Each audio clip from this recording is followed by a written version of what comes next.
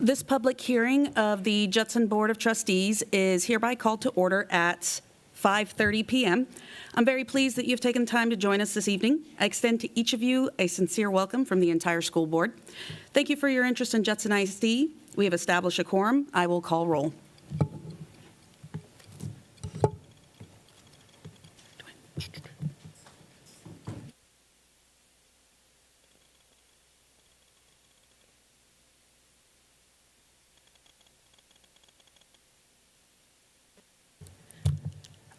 Ms. Monica Ryan is going to be out today. Unfortunately, she was ill.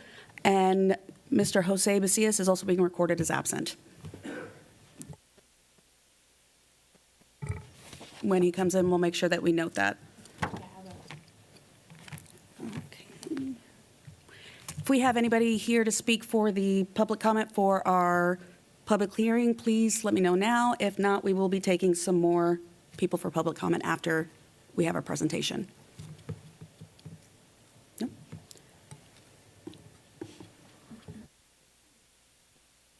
Okay, Dr. J, I believe you're up. Thank you. We will head to our table and put up our presentation and begin tonight's public hearing.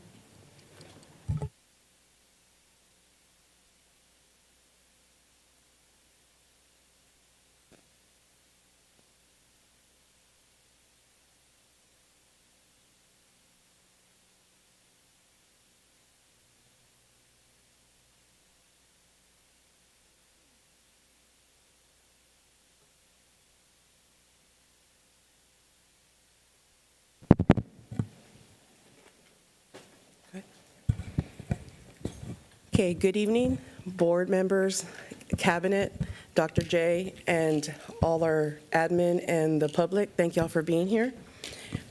We're going to share our proposed budget for our next school year, 26-27. We have a few items that we are going to go over. One is going to be the required taxpayer impact statement, and then our three fund balances, fund budgets that is local policy and legal policy to get approved. Okay, so our taxpayer impact statement. This went into law September 1st, 2025. We are now required by the Texas Government Code to present the statement, and it provides an estimate comparison of the Judson ISD taxes imposed on the median residential homestead. So you have that for this current tax year, 2025, at $118,230, and then for our next tax year, $110,000. That's simply taking the median residential property value and subtracting the $140,000 homestead amount. Then you see our tax rate at 97.96 cents. And for next tax year, that household will pay taxes to Judson ISD for $1,077.50 annually at that tax rate.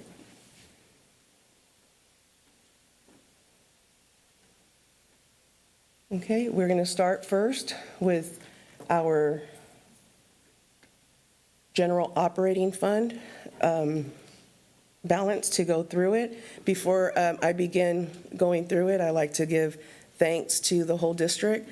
This is not just something that we put together, the cabinet with Dr. J and Mo Casey. It takes everybody to help us with this. Department directors, their secretaries, all of y'all, principals, y'all came to the central office with your secretaries, bookkeepers, and we really appreciate that. And give big thanks to our finance team, our business team, and our systems analysts for gathering all this information. We appreciate it. So let me go through the budget. We have revenues coming in at $239.8 million. And then our expenditures, keep in mind that these expenditures include both payroll and non-payroll, at $246 million, giving us a deficit of $6.1 million. We project On July 1st, 2026, our fund balance will be $50.6 million, and our projected ending fund balance for next year, June 30th, 2027, will be at $44.4 million. Keep in mind that this is just a projection between budgeted revenues and budgeted expenditures. This is not an actual account. As we go through the year, we will have a balanced budget, and we will make that deficit go to zero, possibly even a surplus. Okay, going to the next slide or next page, we're showing where our revenue and expenditure comes from and what it's put into, spent more on. So majority of our revenue comes from the state, and the second largest portion is the blue, which is local. That's taxes, earned interest, other items like that. And then our expenditures right here, you can see that the blue piece of the pie is 63%, and that comes from instruction. And the second one being maintenance and operations at 11%. Okay. Next fund account that needs to be board approved is our child nutrition account. And once again, like to thank our child nutrition department. They do a great job with keeping this self-sustained. And so you have 19.3 million revenue coming in. Majority of it is federal funds. And then you have our expenditures at 19.8, giving us a small deficit of 480,000, but still keeping a healthy fund balance to sustain on its own. Reason being is that federal funds have decreased, and inflation has brought up the cost of food and non-food supplies up. Okay, last account, fund account that needs to get approved by the board is our debt service fund, also known as our interest and sinking fund. It is a balanced budget. We're seeing that majority of our revenue comes from tax collections at 41 million, and the rest from the state. And we have enough funds to pay our debt service at 53.8 million, leaving us a balanced budget and a healthy fund balance at 45.2 million. Means that we are paying bills on time and have enough to cover that. And that is the end of our public meeting on the proposed budget. I stand for any public questions or comments. Okay, I think we'll just go up and down here. The public is supposed to be asking now. Is it the public first, or is it board? Okay, does anybody, the public have any questions? Okay, I believe there's a mic set up right over here in the front.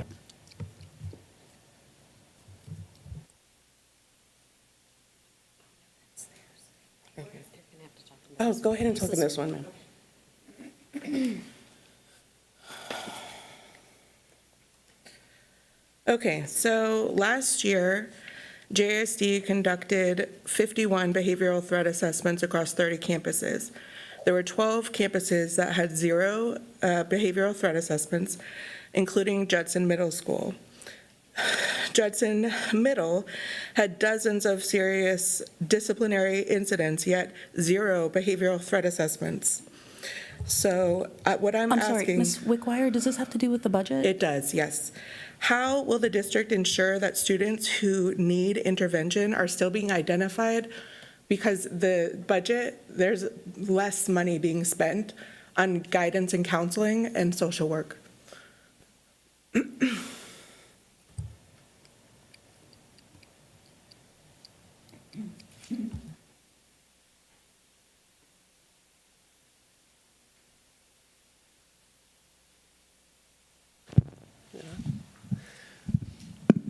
So in terms of the proposed budget and the revenues that we have and the budgetary items based on staffing for those different areas have been based on allocations that we need within the district to accommodate the students that we have enrolled in the district, the operational budgets that we have within all of our different categories, whether it's guidance and counseling, school leadership. All of those funds are based on budgets that have been submitted by the directors of those departments.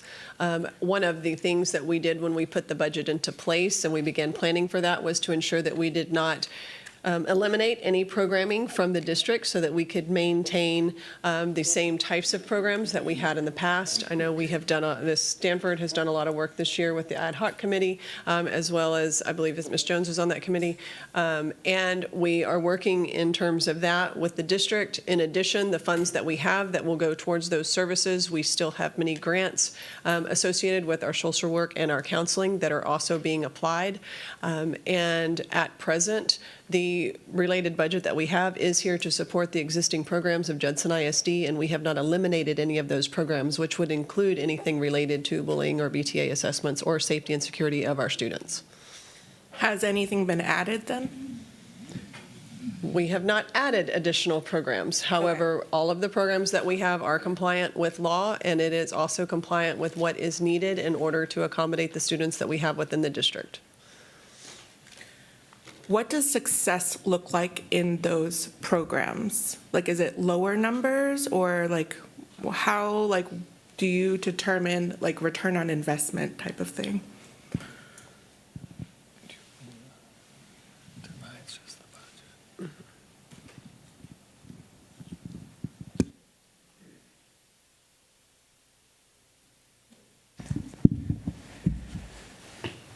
One of the things that we're addressing tonight as part of the budget is that the fact that all the departments that are on here with their function expenditures were met with to determine how we're going to be able to support our students.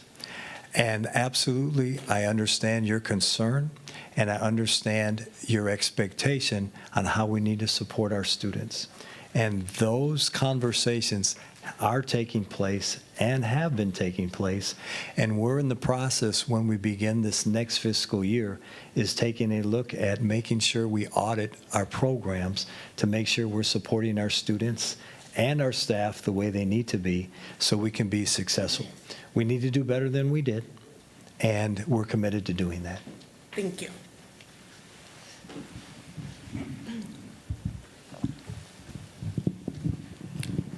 Would anybody else like to Yes, step sir. up? Okay, Mr. Patch?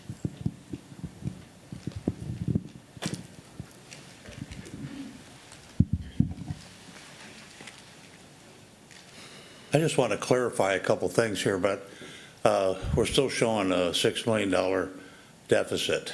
But I remember at the board meeting on the 8th that you talked about us coming in under budget historically, like around 97%.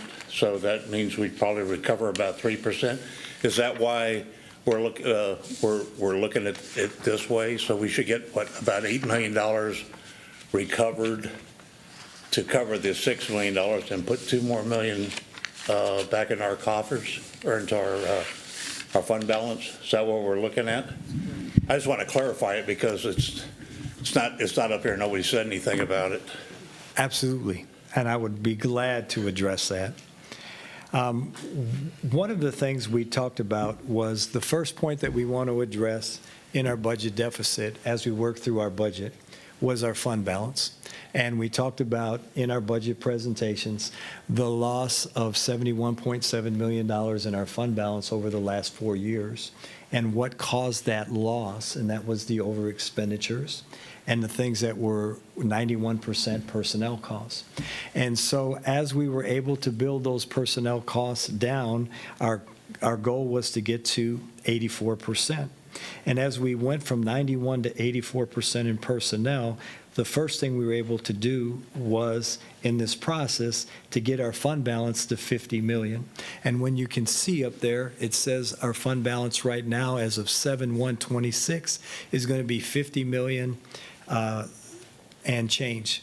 And so that 50 million number that's where we start. We can't touch that because that's 75 days of operating expenses.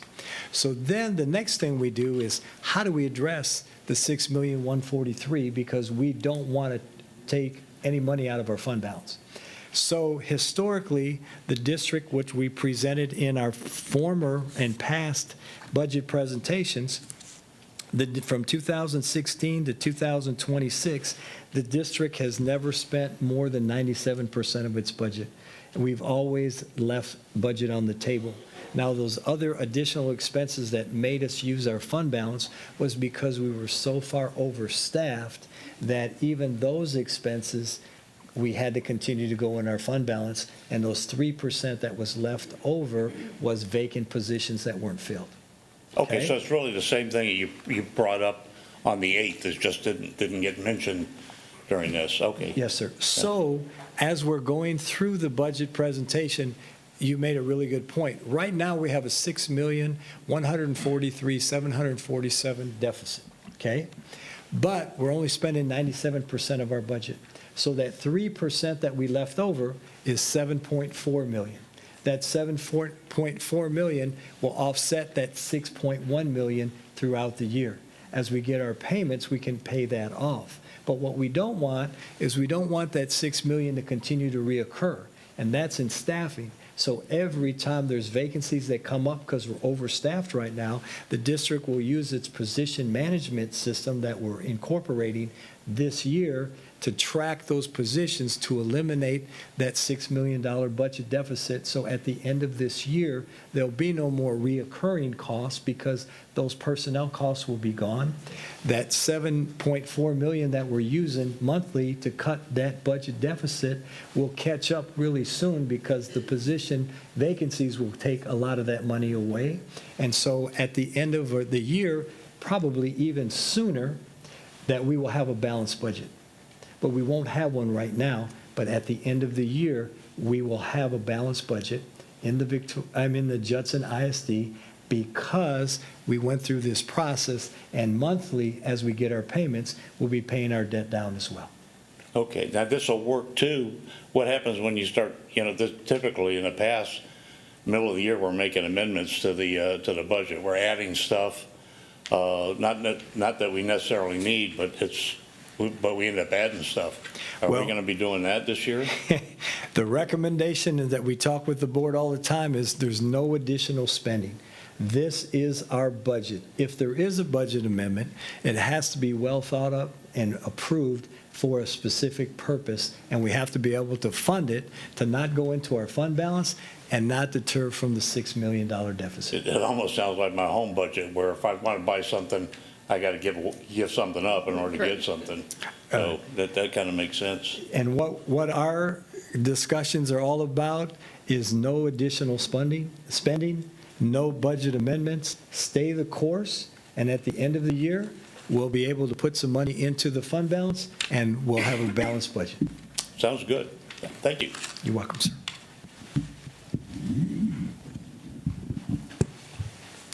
Do we have anybody else in the audience that'd like to come up? Okay, moving forward, then we'll go down with the board. Ms. Knoyer? So we actually have time to discuss this as part of the regular agenda, so we would close the hearing now. Can you get that on? That's good.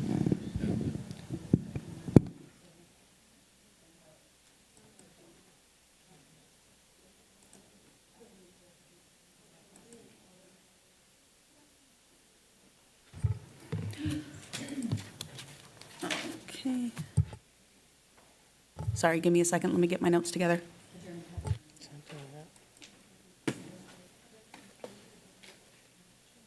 Thank you.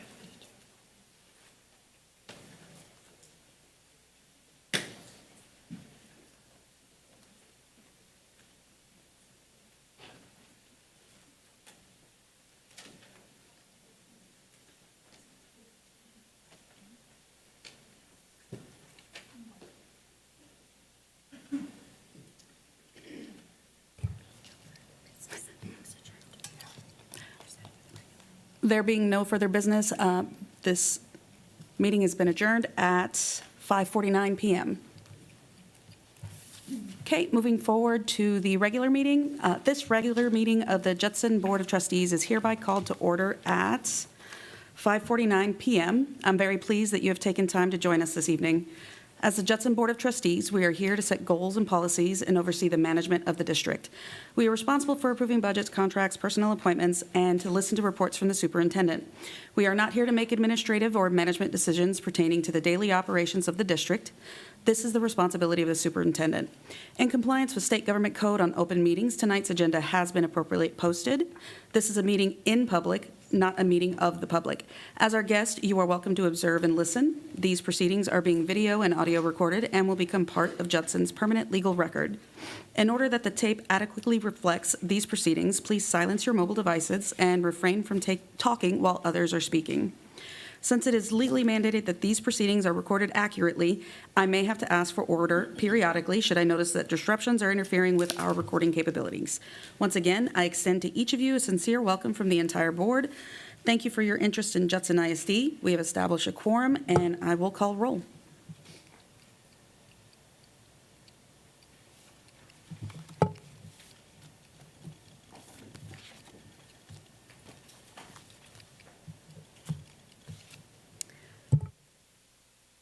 Okay, as I said before, Ms. Ryan is out, and Mr. Macias has not shown up quite yet, but like I said, we'll make a note of that as soon as he steps in. The next item on our agenda will be public comment? I'm sorry? Invocation. Oh, the invocation. I'm sorry, this is very new to me, and I will be stumbling across this for the entire rest of this meeting, so please forgive me.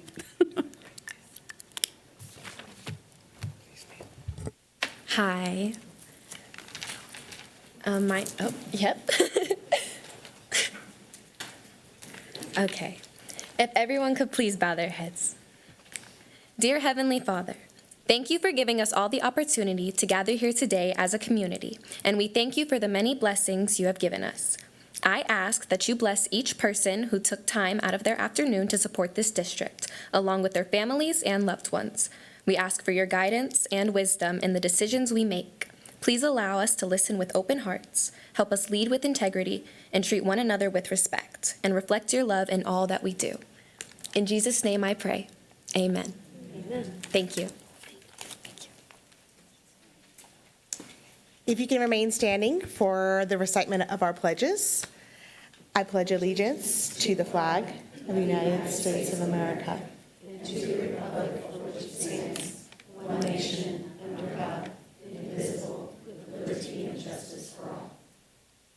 And the Texas Pledge. Honor the Texas flag. I pledge allegiance to thee, Texas, one state, under God, one and indivisible. You may be seated. If I can have my board members down for our recognitions, please. They're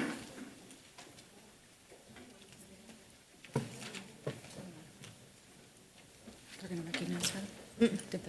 No.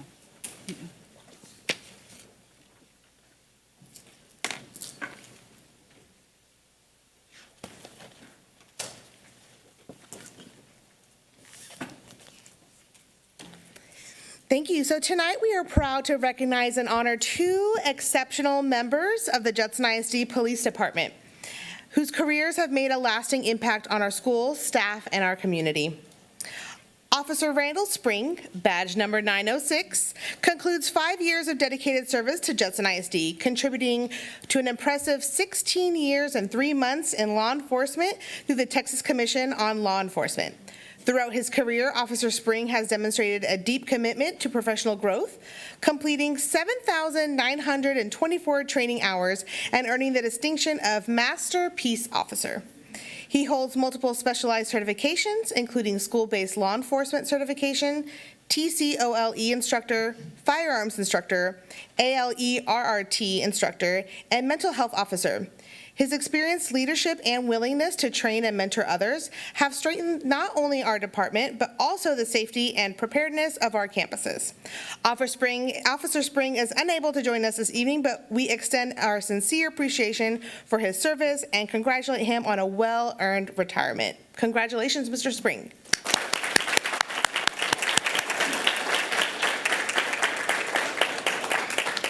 Our other officer we would like to recognize is Officer John Salas, badge number 917. Can you please come up, sir?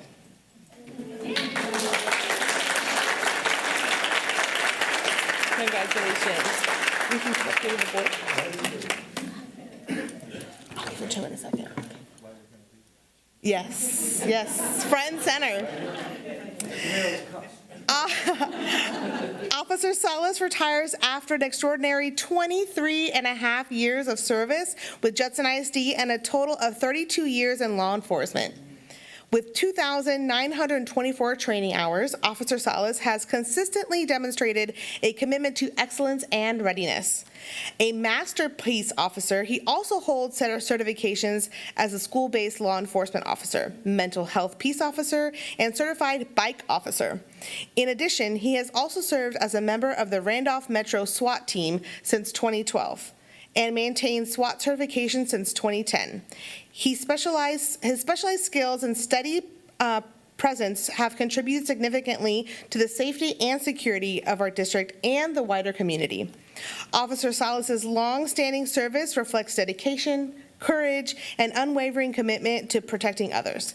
On behalf of the Judson ISD Board of Trustees, administration, staff, and families, we extend our heartfelt gratitude to both Officer Spring and Salas. Your service has made a difference in the lives of countless students and colleagues. We wish you both continued success, good health, and fulfillment in your well-deserved retirement. Congratulations.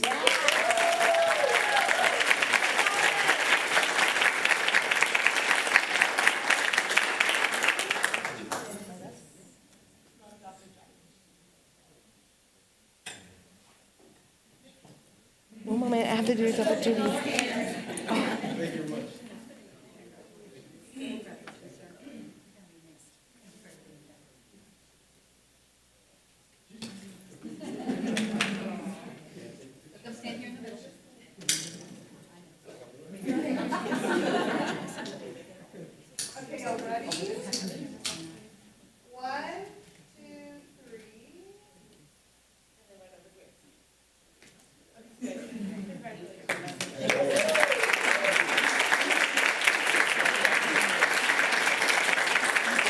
And that concludes our recognitions. Thank you.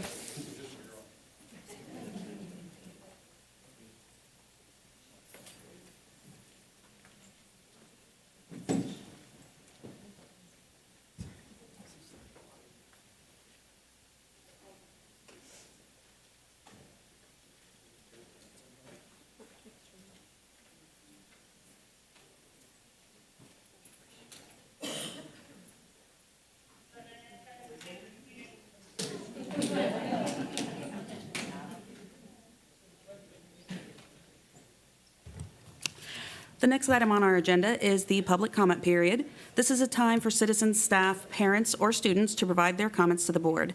A meeting that is open to the public under the Act is one of the public is entitled to attend. However, the Act does not give the public a right to speak at such public meetings except through the proper channels. Before we begin, I will remind our audience members of the board's procedures for handling public comment. Anyone who wanted to speak during the public comment portion of this meeting was required to sign up prior to the start of the meeting. Each public comment speaker will be allowed to speak a maximum of 3 minutes. Yielding of time to other speakers is not permitted. Speakers need to keep their comments civil and courteous and avoid using profanity. Speakers will not be allowed to discuss students who are not their own. While speakers may criticize any act, omission, policy, procedure, program, or service of the board, personal attacks or complaints about individuals will not be allowed. If you have a specific complaint against an individual, I'm required to stop you and direct you to seek resolution through the district grievance process. DGBA for employee complaints, FNG for parent or student complaints, and GF for community complaints. Grievance forms can be obtained at campus and administrative office or in the central administrative offices. Thank you. Our first public comment speaker is Jasmine Walks.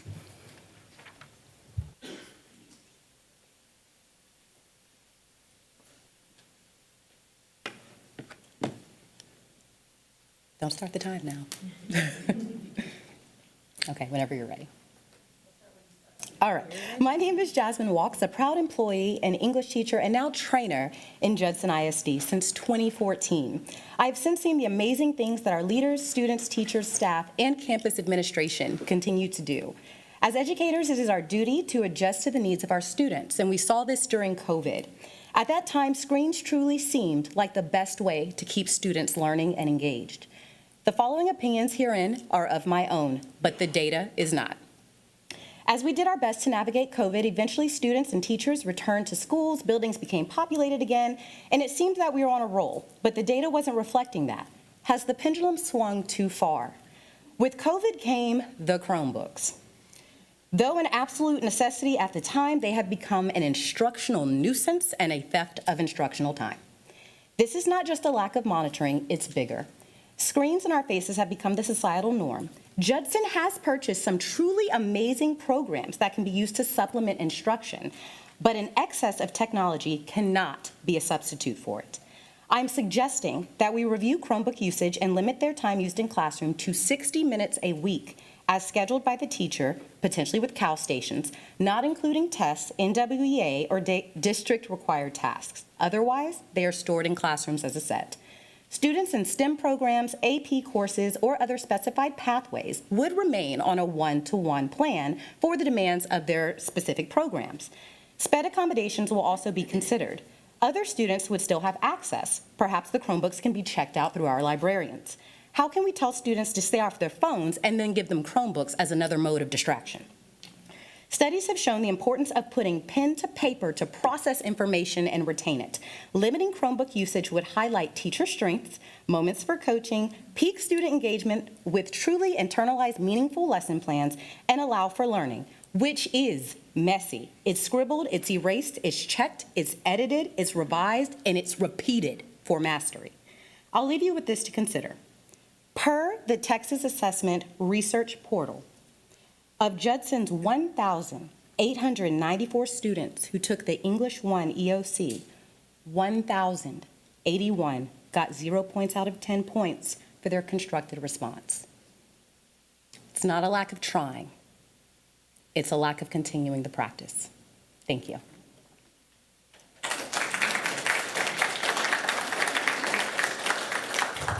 Thank you, Ms. Walks.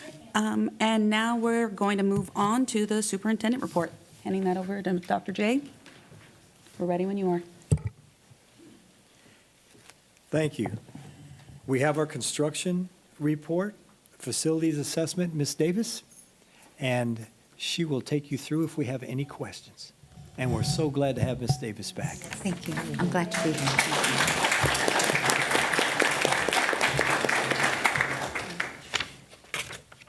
Good evening.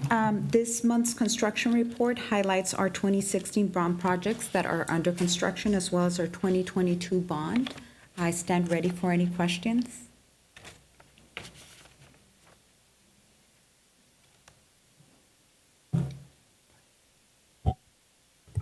Doesn't look like we have any questions. Is anybody down here?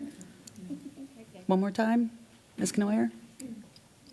Okay, well then, Dr. J, passing it back over to you again. The next agenda item on the report is our curriculum update, and we will have our curriculum team provide us with a presentation of where we are today regarding our assessments. Need to pull anything up here? You got it? Pull it up there. Yeah.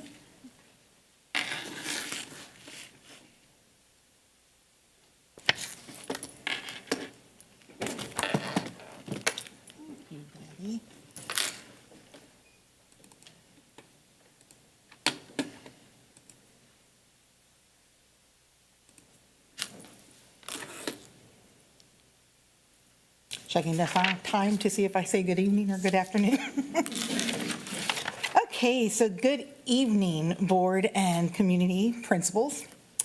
So I'm happy to be back and that we are once again speaking about data. So and actually I am going to need this, Betty, only because I needed to move it. Okay. So I'm happy to be back because we're talking about data again, and this is great because we're establishing a monthly cadence because we're continuing our story, and it's a story that we can all influence to the benefit of our students. So let's continue the story that we started on June 8th. The largest chunk of our accountability, 70% of it, comes from the better of Domain 1 or Domain 2. So we started the story at the June 8th meeting where we discussed the Domain 1 academic achievement scores. That's where we looked at all of the different tests by grade levels and subjects, and we were kind of looking at the grade that each of the campuses made on those tests. Tonight, we're going to continue with our story as well with incorporating Domain 2 school progress. That's kind of the forward momentum that a campus has. It's looked at two ways, either student growth from year to year or a comparison between campuses that have similar socioeconomic percentages. What's great about this way, the way the framework is it kind of provides a safe haven because the best of those two scores are used, but yet we still have the data of the lower performing ones so that we can attack what needs to be addressed. So let's flash back for a little bit to June 8th meeting. We looked at Domain 1, but we looked at it individually by different grade levels and different subject areas. But to understand the STAR rating and the A through F accountability, it's not really just a pass or fail. So it's separated into 4 categories. We do have the did not meet, but then the passing is separated into 3 different performance levels. We have approaches, and that does get us past the line, over the passing line, but that's not where we want to land. That's not the finish line. We have the next 2, which are meets and masters performance levels. Meets, we've discussed before, means the student's on track for their grade level and that content. And of course, masters signals college and career readiness. What we want to see is we want to see performance hoppers. We want, if you are and did not meet, we want you moving to approaches, then to meets, and finally to masters. So now, since we're looking at the accountability framework, Domain 1, this is what it looks like. It's a pretty mixed view. So we have 15 campuses that improved their Domain 1, and we're comparing early projections to early projections. Domain 1, 15 of them improved, 14 declined, 2 actually calculated the same. And we have 2 new campuses, Cibolo Creek and Selma, so there is no historical data for them. So definitely not a total victory, but yet not a total collapse. And just like Drs. Duhar-Toppin and Saunders mentioned, it does, we are differentiating, and this is proof of differentiating the support even further for the campuses. Again, preliminary. We still are waiting for the 5th grade science and 8th grade science scores, so elementary and middle schools are not complete yet, but this is what Domain 1 looks like as we start calculating for the A through F accountability, where we saw a whole bunch of 3rd, 4th, 5th grade RLA or math. We have this all now together, and then it's scaled for the A through F rating. So, now that we've reviewed Chapter 1, we're moving on to Chapter 2 of the story. And this one actually has a story within the story. So we have 2 parts. Part A, academic growth, and Part B, relative performance. So first, know that because we're looking at progress, we actually are looking at student performance starting in the 4th grade, because you have to have a previous STAR test for it. We also are only looking at math and RLA, because those are the only 2 tests that are consistently given through elementary, middle school, and then high school. So we just got finished reviewing Domain 1, and we talked about the 4 performance levels. This actually takes Domain 1, which I lovingly, as the principals know, I love to say Domain 1 is the domain that keeps on giving. So what happens here is they actually enhance those performance levels. So like we discussed on June 8th, it actually takes did not meet and approaches and separates them into low and high bands. These are enhanced performance level bands. This is important because what Domain 2 Part A is able to do then is capture some small meaningful growth steps that the students do. Matter of fact, there are points available up to 1 point for students growing, sometimes even if they're still within the did not meet band. There's also points available for maintaining. So if you see on the table those little yellow half scores, on the lower end, they can maintain and earn half a point. At the higher end, 1 point. That was a lot of information. So what does that look like? So the way you use this table is we always look at the prior year. Where did the student land last year? Which one of those performance bands? Then we ask, where did they land this year? Once we determine those 2 areas, we're able to determine whether the student earned a point or half a point. So in this example where the yellow arrows are pointing, the student last year was low did not meet, but this year he earned high did not meet. That student earned 1 point for growth. The reason it's a point is because to score on the low did not meet, there are some significant gaps that the student needs to overcome. And because of the work that the student and teacher and family did, and he moved up to high did not meet, it was a point. There is maintaining though as well, like I just said. So high did not meet to high did not meet, we actually get half a point. And the reason for that, and we've discussed this many times before as well, is because we know if a student goes from 3rd grade to 4th grade, the concepts get harder. There's more academic vocabulary, more rigor to the lessons. And so even though that student still falls within the did not meet, he hopped a little bit and we're getting half a point of credit. However, I did say we want performance hoppers over those thresholds. So if a student goes from did not meet to approaches, now we see green because he's earning the full point available. We do get half a point for maintaining on the lower end at lower high approaches because, again, it's difficult once you're still learning some new stuff that you haven't quite reached the meets or masters area yet, and you're learning all this new information. But once you get at the meets or masters level where we do want you to land up, where we want students to be at on meets grade level, master's grade level, you get a point for maintaining. However, I'm sure you also notice a bunch of zeros on that transition table. So zeros were not really deducted points, but if a student regresses, even if a student moves from master's grade level to meets grade level, it's kind of leaving points on the table. It's like walking away without picking up your change off of the counter. You're not deducted from it, but you're not earning anything either.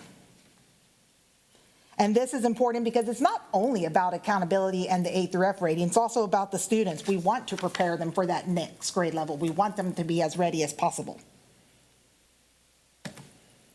So that was part A.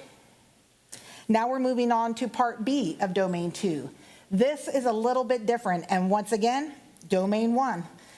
What this looks like is all it does is it takes domain 1 score and for a campus, and it looks at every other campus, let's stick with elementary, every other elementary campus that has a similar economic disadvantage percentage, and it says, where do you land there for the campus?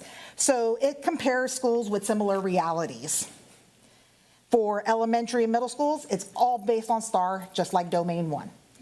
For high schools, CCMR is blended in with STAR for a truer picture of the school's progress.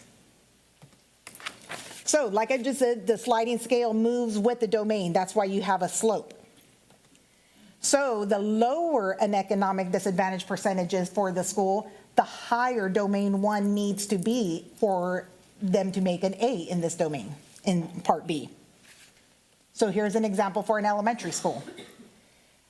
This is just a made-up school, has 67% eco-dis, so they would need about a 58 in their domain 1 score to make an A. But maybe another elementary school has fewer economically disadvantaged students, so they need a higher domain 1 score. So it kind of levels the playing field for these demographic realities.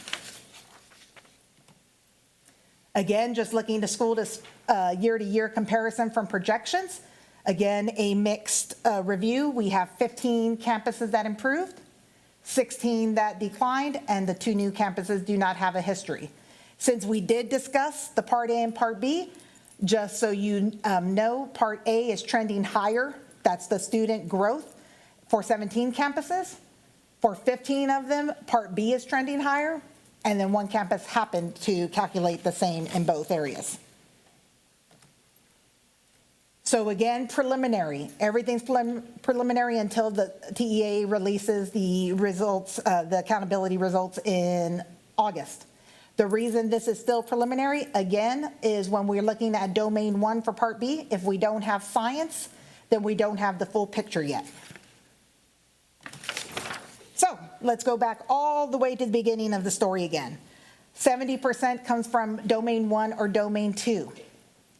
So we always start with domain 2 once we have all the calculations, which is better, A or B. That then turns into your domain 2 score, school progress score. Then we ask which is better, which one's higher, domain 1 or domain 2. This best score is the score where our campus's 70% is based. So how are we trending right now? And no, this is already, it continues to change. It's changed, and it'll change weekly until probably late July, because the science scores, the state said about July 28th. So it'll be changing. So right now, we have 2 campuses that look like they're going to get their 70% from domain 1. The other 31 will get it from domain 2. And to break that down even further is we have 17 of the campuses getting it from Part A and 14 from Part B. So the story is still evolving, and we still have domain 3 to go over at the next meeting. But for right now, that's where we're sitting on our accountability. Thank you very much for that. Did we have any questions from the board?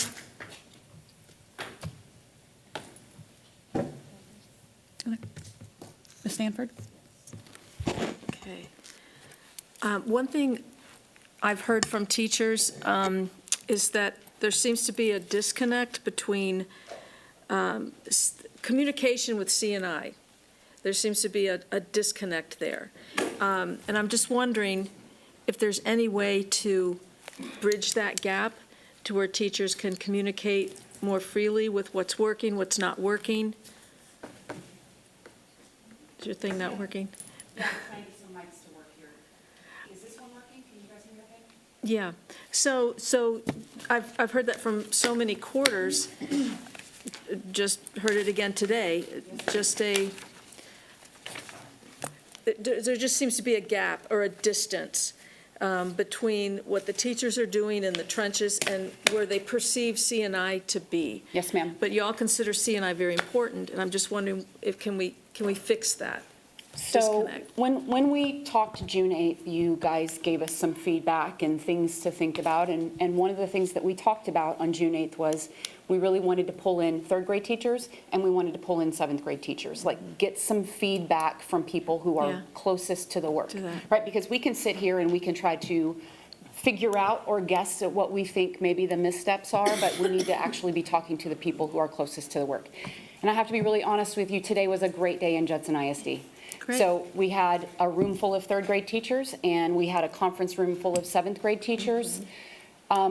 I think 2 things I want to stamp for the board that was just so impressive with this group is, first of all, it's the middle of summer for them, and they took time out of their day to come in and hang out and talk about like nerd stuff at a really high level, which was incredibly impressive. The other beautiful thing about it was the conversation and the way that it moved in the space was so solution-oriented.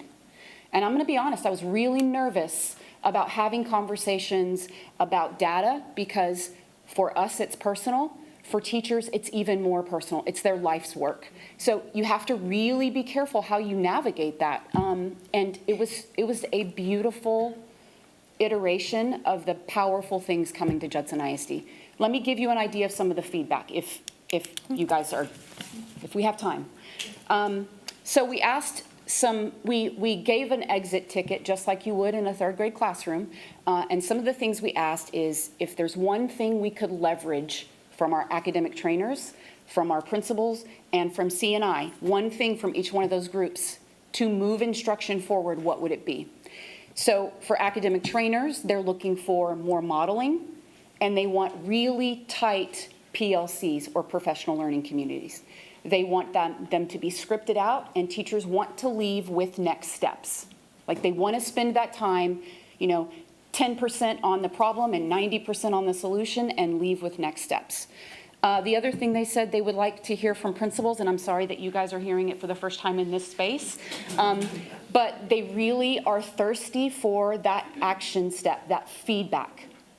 And when you have created a culture where teachers are thirsty for feedback, we have really kind of arrived, because that has not always been the case in Judson ISD. So one of the things they talked about is, when, as a principal, when you're giving feedback, I need it to be bite-sized, I need it to be quick, and I want you to come in fairly soon, like within the next 48 hours, and observe that feedback in action so that we can kind of move to the next step. And then for us, for the C&I team, overwhelmingly, the teachers are saying, please give us differentiated PD, please. Like, if you've been in the game for 20 years, you don't necessarily need to hear year one of Bluebonnet. Right. So the beautiful side effect about the differentiated PD is we were able to leverage these teachers and actually sign them up to deliver August PD. Yes. Which is where we need to be, right? That's what we were hoping this process would be. It was, like I said, I started by saying it was a beautiful day in Judson ISD. It was so incredibly powerful to hang out with these guys and know that we are all grinding away for the same result.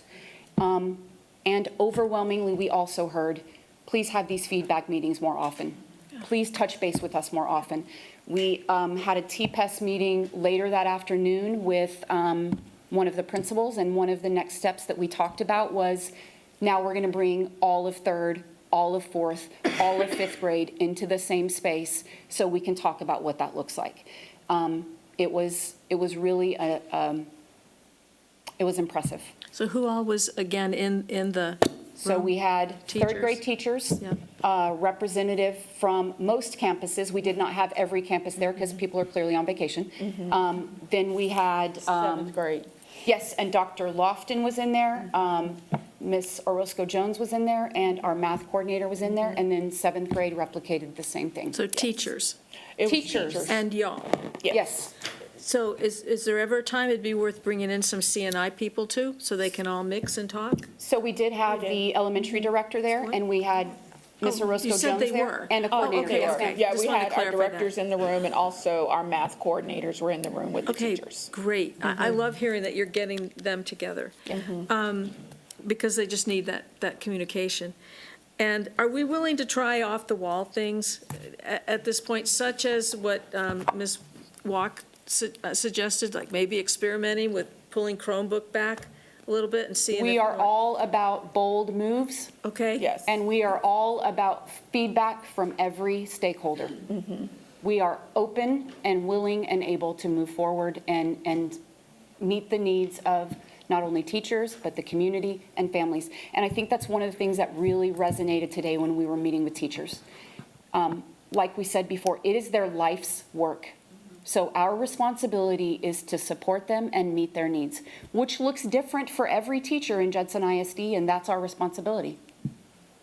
And I have to bring up what another teacher wanted to talk to you about, and that's that Mississippi Miracle thing, where we draw a line, and I don't know if that would work for us particularly, but is it something we could take a look at and see where it would fit with us, where third graders don't pass if they don't read? Yes, ma'am. Now, what's the practicality of that? I don't know, but there is data out there that turned a state around that was on a very low level. So daring things like that, are we willing to be that daring? We are all in. We are bold moves across the board. Okay, that's good to, the principals are looking like, what? How bold? Did I say anything we have not talked about? All right, thank you. Yes, ma'am. Would anybody else like to say anything or have any other questions? Okay. Don't y'all still have more to say? Over next steps? go Yeah. You guys next would like us to? actions. Feel free. Okay.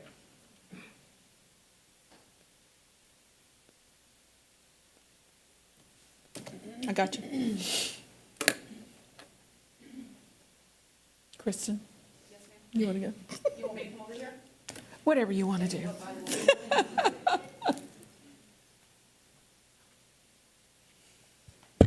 Okay, so we talked a little bit about the feedback we got from the board on June 8th, the feedback that we got from principals. So some of the next steps that we've already implemented, I will stamp those for you, and then some of those that were in the process. So you guys had mentioned, have you conducted a root cause analysis? So that was June 8th. June 9th, we set up a meeting with Carnegie and we did a root cause analysis. So we are knee deep, and the purpose of a root cause analysis is really to be intentional about what is that root cause of our stagnant instructional practices, and then address that root cause. And the reason why you want to be intentional with the root cause is because otherwise it looks like a dartboard, and we've thrown darts in every single direction. Some of them stick, some of them make a difference, but the reality is we want to be right there in the middle at that bullseye. So what we did is we went through this 10-step analysis, right, where you just kind of grind through questions until you get to the root cause. And so one of the things that we talked about with Carnegie, because as you guys know, they are our Lift Lasso partner, is now that we've gone through this root cause, that's really the marching orders for Carnegie moving forward. We're not talking about 10 initiatives across Judson ISD. We're talking about being very intentional. It's that quality versus quantity conversation. And so we really dug into the feedback from you guys and those next steps. You want to talk about the priority pyramid? Yes, so one of the things that when we walked away from that meeting and before they walked away from us is that we had to distill all that conversation, and we were in there for about 2 or 3 hours, distill all that conversation down to 4 core areas: performance management, observation, feedback, and coaching cycle, your school-wide routines and systems, and your research-based strategies. Y'all going to be hearing us talk about RBs a lot, because that's what we call them when we're talking with Carnegie about RBs and what are those strategies that we're going to be focusing on for Judson ISD, that we're going to train our teachers on and be doing our instructional walks to look for. And so those are the 4 areas they walked out of that meeting with to go start creating what we are calling our action plan for the CNI department with our Lift partner.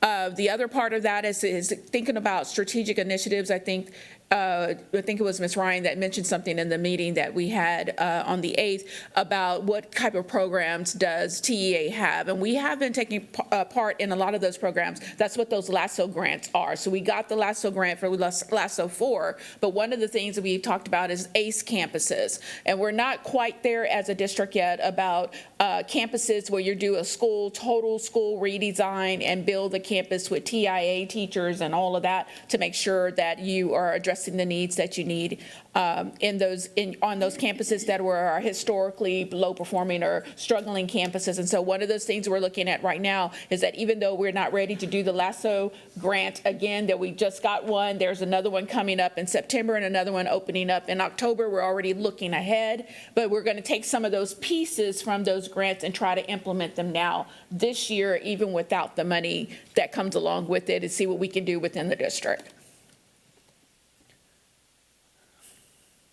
One of the other things that when we talked to you guys on June 8th, one of the things that we talked about was there was a question about Tier 1 instruction and what that solid first teach looks like. So we have an opportunity to bring in a couple of vendors into Judson ISD who can help us deliver this strong first teach or solid first teach to teachers in that August PD. So this kind of tips the hat again to that differentiation conversation, because we have resident experts in our district living and breathing within our district that can deliver this PD to our teachers. So when we talk about this differentiated PD, those teachers that are new to the practice or maybe need some refinement with Tier 1 instruction would be this PD would be delivered by our vendor.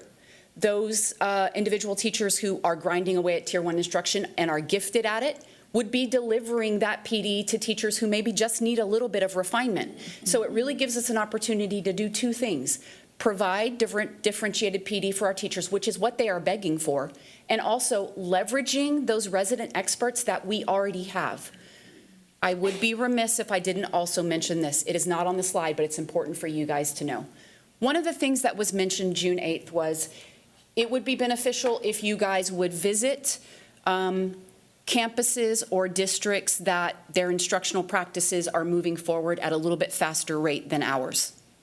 Again, We have a resident expert in our district. So one of the things we talked about, Ms. Valdez, if I get this wrong, I want you to help me. One of the things we talked about today is Crestview is historically an A campus. Even with leadership changes, they are historically an A campus. We don't need to drive to Northeast. We don't need to drive to Southwest. We don't need to drive to SAISD. We need to drive to Narrow Pass. And we need to hang out with that campus. We already talked today about her assembling a panel of teachers so that they can talk with our campus leadership and talk about what are the things that are happening on this campus that we can then distill and disperse it across Judson ISD. So we heard the feedback about visiting other districts or other campuses that maybe are a little bit more moving forward with instructional practices. We are going to do that within the walls of Judson ISD, and we are very excited about that opportunity.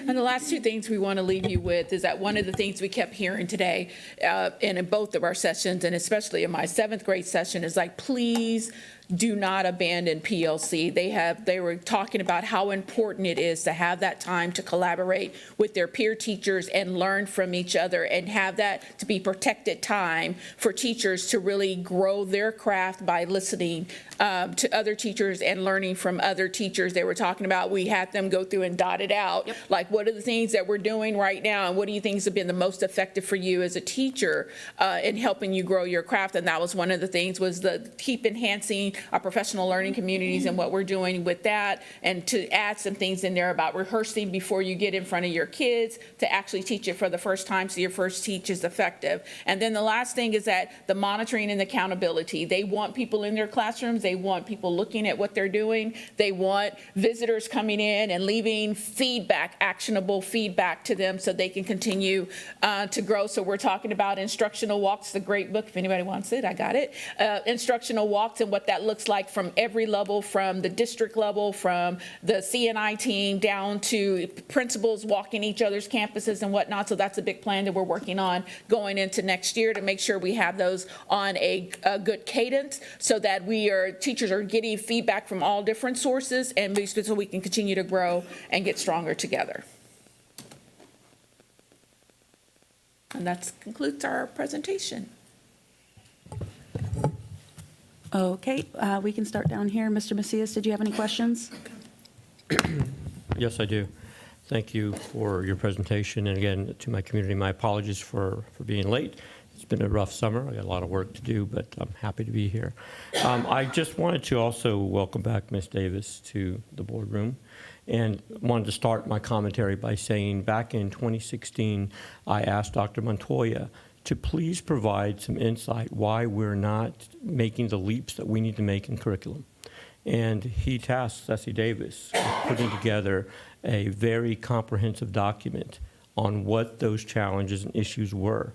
So I'm going to pull that document because I saved it all, because obviously everything comes around. We're talking about a document that was done 10 years ago now. But there's still probably some consistencies in our addressing this issue. I'm happy to hear that Crestview is going to be something that we're seeing here, but just to kind of speak it into existence, the challenges are pretty recognizable, and we talk a lot about the successes, which is great, but we also have been very receptive to those challenges. What are those things? And of course, the relevance of professional development and really giving our teachers the support that they need, stability on campus, not changing campus leadership as in the multitude in which we've done, trying to have our principals pick their team. I hear a lot that they don't get a chance to make a choice on who their AP is going to be, or academic coach, or any of those things, or instructional coach, forgive me. So there are some challenges. The one that I've heard a lot lately, though, is that teachers don't feel like they're getting enough insight into their teaching, which means I don't know if they're being evaluated, I don't know which campuses, but having teacher feedback on being stronger in the classroom is critical. And I've not taken a deep dive to ask our administration what that looks like, but I feel there's some challenges there that could be addressed. None of this is intended to be got you, because it's not. We're all on the same team. We need to get there. It's refreshing to talk about academics, because ultimately that's what we should be talking about. And so I have a lot to think and say and comment on, but I would just say that I'm going to forward the document to administration, the one that Ms. Davis did, so that you guys can review it as well, because I'm telling you, we've been talking a lot about this. We need to move the needle. I appreciate the enthusiasm, and I guess in a short, just so that I don't spend this entire time making commentary, I guess if we could look at the first thing I mentioned about professional development, what are we doing to make sure that we're creating relevant space for professional development for our professionals so that they're actually excited to learn what they have to learn? So is there some focus or emphasis on that as we move forward tied to curriculum? So one of the things that we started receiving feedback on through our curriculum committee, and then we heard it from the board on June 8th, and then we also heard it from principals through their end-of-year evaluation, is principals as well as teachers are looking for differentiated PD. So that's really our goal for August, is to create a catalog of professional development sessions that, I'm going to be very honest with you, for some teachers it's going to be, these are what you're assigned to. And for other teachers it's going to be, here's the menu, choose what meets your needs. And then for other teachers, it is, you are doing an incredible job with, for example, small group instruction, so congratulations. Now you're teaching a PD session here in Judson ISD because we need to leverage those resident experts that we have in our space. As I told Ms. Stanford earlier, when you've reached or created a culture within the district where, number one, teachers feel comfortable giving feedback to central office, that's huge. And number two, where teachers feel like I can say, this is an area I need to grow, and can you help me find PD for that? When you've reached that level, that's pretty remarkable. That's a new space for us. We have not always had that open dialogue with not only principals, but teachers as well. So we're incredibly excited about what August is going to look like, because it feels a lot like Harry Wong in the first days of school. Harry Wong always says, when instruction happens, kids should be the most tired, not teachers. So what that looks like for August is teachers should be the most tired, not C&I, because our teachers are going to help leverage the professional development, which is an incredible space to be in. And I'll tag on to that. One of the things we kept hearing about, and it's been an area that we've had to work on for several years, is writing. The state went this way, then went that way, and then came back this way again with it. And so for the second summer in a row, we are offering writing professional development in July. Not waiting until they come back to us in August, but giving you time in July while you're still on your summer break to come in and get instruction in writing so that you're able to flip that to your students in August when you come back to school. And so we were trying to put together really quickly because we heard something about 7th grade math today. And they're like, can you offer something before we get back in August? Because we want the time to spend with our curriculum materials and whatnot before we have to get back into putting our classrooms together and all of that. So we're working on that today. The coordinators heard that and they started on it today. So we're listening, we've been listening, but we're now been able to put some pieces in place that we haven't been able to. I'm always inspired by your replies and your responses. It's hard for us to know because I'm very receptive to my teaching community. They'll talk to me, and so I may hear input, but it may just be a percentage rather than the whole, right? And I'm always cognizant of that possibility. So ultimately, what I rely on as a board member are surveys, satisfaction surveys. Teachers not calling me saying my PD is, what the heck are we doing? That's what I would like to eventually see, and we'll ask whoever's in administration, Jaklich, Dixon, whoever it might be, to finally put together a report for the board to see a survey from our teachers, almost like beginning of year, middle of year, end of year, same kind of concept, to make sure that teachers are indeed satisfied with the level of development that's making them feel like it's not a waste of their time. We want to give them relevant PD. I think you guys can echo that that's important. And then I guess my last comment and question would be that we have curriculum vacancies that we're going to be going into next year. I should say, let me pull back. we have vacancies, 500 plus, that we're not bringing back next year. How many of those are touching curriculum? You're talking about at the central office level? Anything that touches curriculum. Because once you start taking pieces off the bus, that's going to have a domino effect. So if it's coordinators in curriculum, or if it's instructional coaches, or if it's an AP, or whatever that might be that touches curriculum, that's what I'd like to get a better sense. You don't have to answer that question now, because that's a much more in-depth question. But I'd like to know, because as I was listening to the meeting on my drive up from work, I heard Dr. Jaklich mention that we have 90% of our budget that we're going to spend, 3% we're going to bring in. That 3%, we're going to have to reallocate it, because I'm anticipating a need to support curriculum with all of those vacancies. And so I'd like to ultimately see what that curriculum aspect looks like, and then for administration, get a sense of what we're going to bring back, because we still don't have a CFO. I mean, that's not your area, but I'm just saying, those are things that touch that budget that we're going to talk about a little later that are important. So again, Dr. Jaklich, if you could pass it on or whatnot, but I eventually would like to know the curriculum positions that are vacant, that we've left vacant going into next year, to see what that might look like, so that we can devise a plan. And if it means going into our fund balance, I mean, we can't not give our students our very best. And if that requires bringing positions back that are tied in curriculum, we need to talk about that. But anyway, so again, I had a question, but I don't expect you would have the answer here. But I certainly want to get back to that. Thank you. Thank you both. Yes, sir. Ms. Jones? Ms. Lee?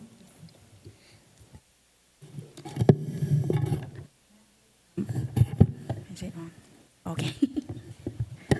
No, I just want to really make a comment about, thank you so much for all the hard work you guys are doing for the curriculum. But I'm out of curiosity, though, because we heard about the elementary side. How about the middle school, the 7th grade teachers? Any, if you can share the feedback, Dr. Tappan, that would be great, because I know that you guys mentioned about Crestview as a best example, and now how we saw the scores and everything for our middle schoolers, and that's kind of like a big concern for us. So I just want to hear what's the next step or plans, or what are the feedbacks from the 7th grade teachers, or thank you. Yes, ma'am. We also got feedback from our 7th grade teachers. Kristen got really excited about elementary, so we just moved on.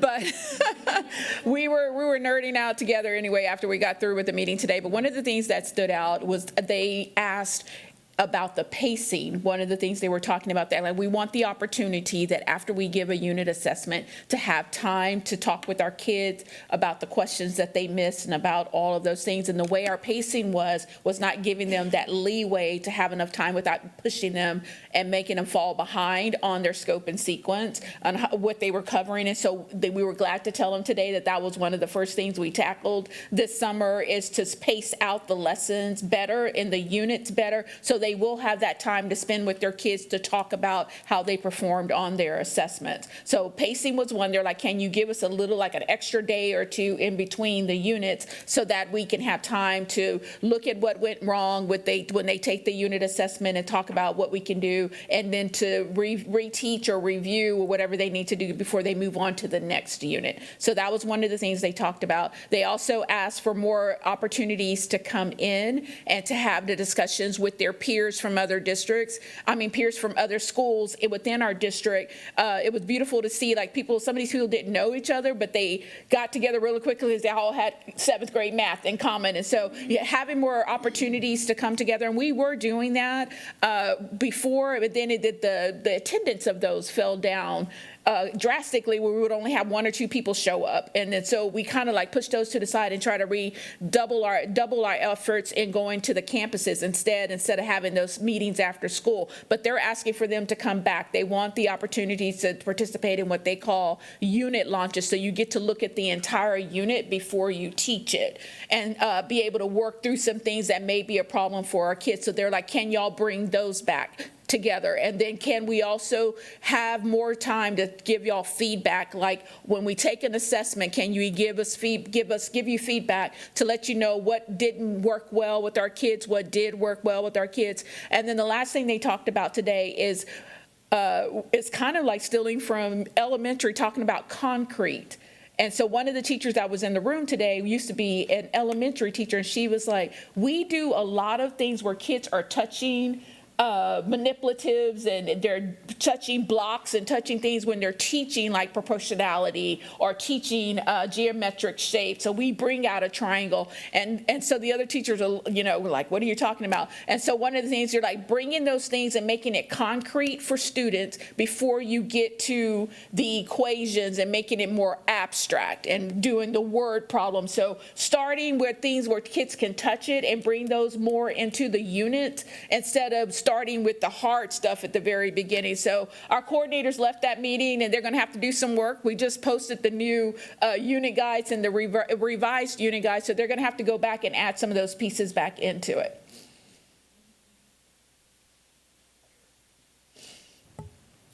No more questions, Ms. Lee? Oh, I'm good, thank you. Okay.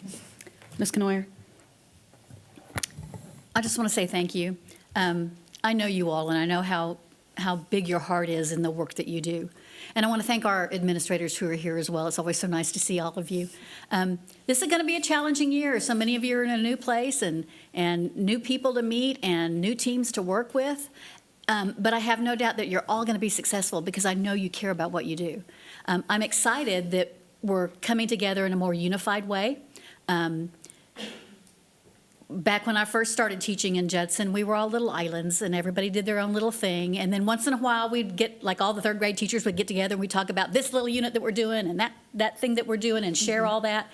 And that is very refreshing as a teacher to be able to come together with people who are doing the same things that you are and learn and know from that. And we called it casing the joint. We'd copy and steal everything, case, right? And so we'd come in with our cameras. This is long ago. I mean, there was no phone back then. We'd take pictures of what people were doing, that they were sharing. This is important work that we do to get that talk. Teachers are alone in their classrooms. And they can't do it all themselves. They need the support from curriculum. They need the support from the administration. They need support from the other teachers. They need support from the, everybody has to come together to do our very best for our students.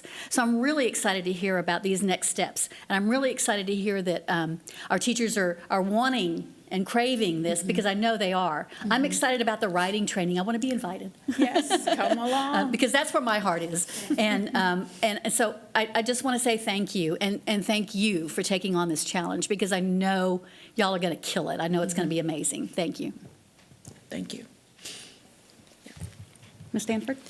I am excited about this idea of getting strong teachers, master teachers, and math is one of our problems, so I'm thinking bring in some math teachers that are struggling with issues in 7th grade, 8th grade, and sit down with someone like Scott Willis and have him say, well, here's what I would do to address that.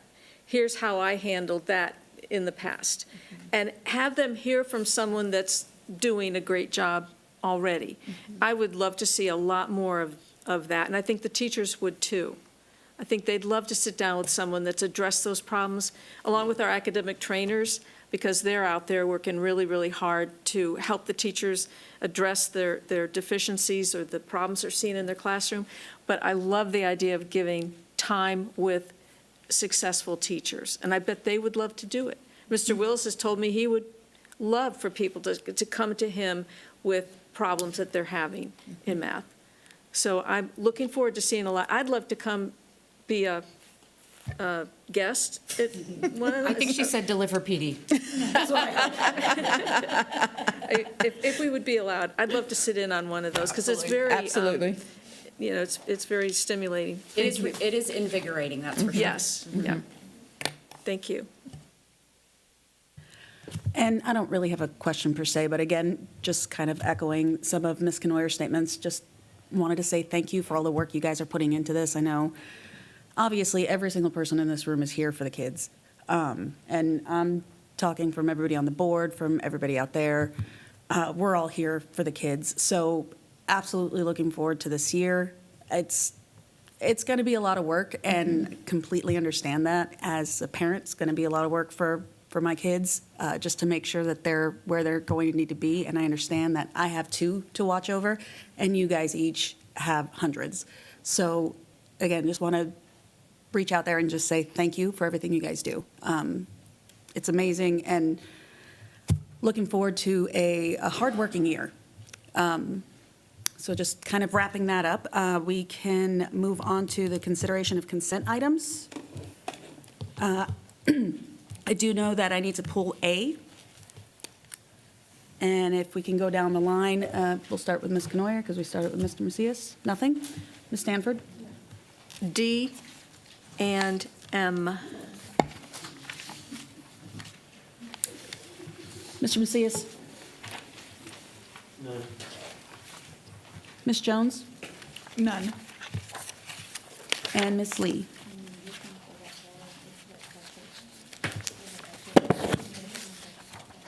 The continuation of what?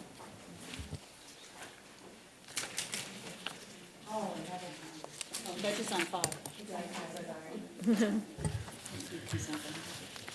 Okay, so I am going to make the motion. I move that we approve the consent items B, C, E, F, G, H, I, J, K, L, N, O, P, Q, R, S, T, U, V, and W. Second. Okay, let me proceed to vote.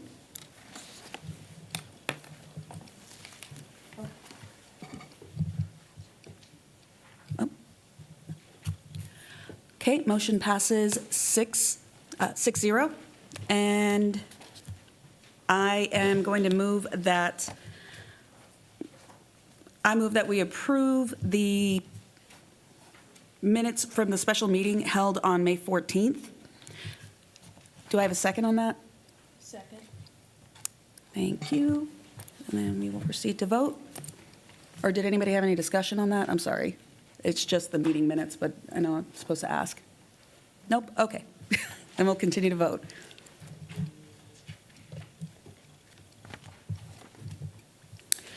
Okay, motion passes 6-0. And Ms. Stanford, did you pull D? I did. Okay. Okay, so these are items over 50,000, and I'm just bringing this back because I see some of the math items in here, Carnegie, and I guess Great Minds. And I just want to I'm sorry? Oh, okay. I just want to reiterate, I've heard some concerns from teachers about Blue Bonnet and Carnegie. So in this energy that we've just been discussing and the being bold and working with teachers very directly, I just want to be sure we're keeping in touch with them on how they're doing with these programs, Carnegie, Blue Bonnet, because there's some doubt out there and some discomfort with it. So just to clarify a couple of things, Blue Bonnet is the curriculum. Carnegie and Great Minds are the vendors that help support the curriculum. And the growing pains that we're experiencing in secondary right now with Blue Bonnet, if you guys will take a trip down memory lane, we had those exact same growing pains when elementary engaged in Eureka. Yes. Which is really Blue Bonnet, right? Yeah. So we had already sort of, we were very proactive because we knew there was going to be roadblocks and there was going to be a little bit of pushback and a little bit of growing pains because we experienced it with elementary. That's why, if you remember last year, we brought in Carnegie in May before teachers ever went off contract to give them an idea of what the framework would look like and what the instructional practices would look like. And then they would have the summer, like DT was talking about earlier, to engage with the materials. So I think the best thing that we can do at this point is, if you guys are hearing feedback from teachers, please send them our way. Yes. Like we talked about with the third grade teachers and the seventh grade teachers today, is feedback only works if you deliver it to the people who can make change happen. So, and we want to hear it. We absolutely want to hear it, because we had a conversation today in third grade about maybe looking at what the math block looks like, and instead of having small group at the very end, having small group at the beginning so we could front load some of those skills. Brilliant idea. And guess what? That costs us $0, Yes. right? So those types of things we need to know about. So if you continue to hear, feedback from secondary or elementary teachers, please just tell them, come this way. We are open and solution-centered. So we are willing to engage in any conversation whatsoever. And I think that's a great thing to be able to say in open session, so everybody hears it. Yes, ma'am. But if you could also touch base, like we talked earlier about, Mr. Macias mentioned surveys. If you could constantly get feedback as you're moving through work with Carnegie, with Great Minds, and just make sure it's connecting. Yes, ma'am. All of our vendors have to do surveys when they present to our teachers. It's required, and that if feedback is given to us from the vendors themselves, it's usually done electronically, and then they mail us a report after the training has gone with our teachers, have been completed with our teachers.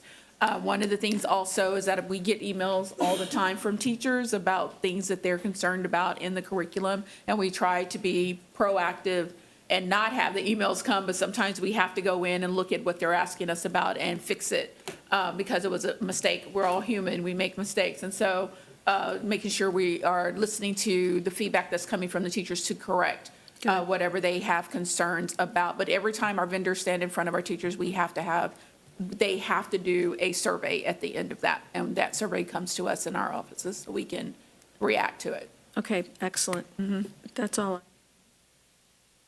Okay, Ms. Stanford, would you like to make the motion? Yeah, can I just say D, like you did B, C, and, so I move that we take action, that we approve, I move that we approve regarding approving. That we approve expenditures. We approve expenditures equal to or greater than 50,000. Second. Thank you. Okay. And proceeding to vote. Okay, motion passes 6-0. And I believe letter M was also yours, Ms. Stanford? Yes. So M involves the Student Code of Conduct, and I got some feedback on this. And one was on, I don't have a page number, but it was regarding number 9, hair must be neat and clean, hairstyles and/or hair colors that are considered by school administration to be distracting and/or disruptive to the educational environment are prohibited. And I agreed when I read it, but I've also since had feedback that that could be very subjective. You could feasibly have a student in one class that the teacher doesn't consider it distracting, and another classroom that does. So how are we drawing that line? How are we making that determination? Good evening, ma'am. Okay. The change was made so that it could be at the discretion of the administrator based on how the student is groomed. Oftentimes, I understand that that could be discretionary. However, I trust that our administrators are going to be as diligent as possible in ensuring that everything is considered. I know that there are some biases that can occur, and that's part of the training that we receive. But ultimately, if it becomes a distraction to the learning environment, we want to make sure that it is groomed, that it is clean, and that it is neat.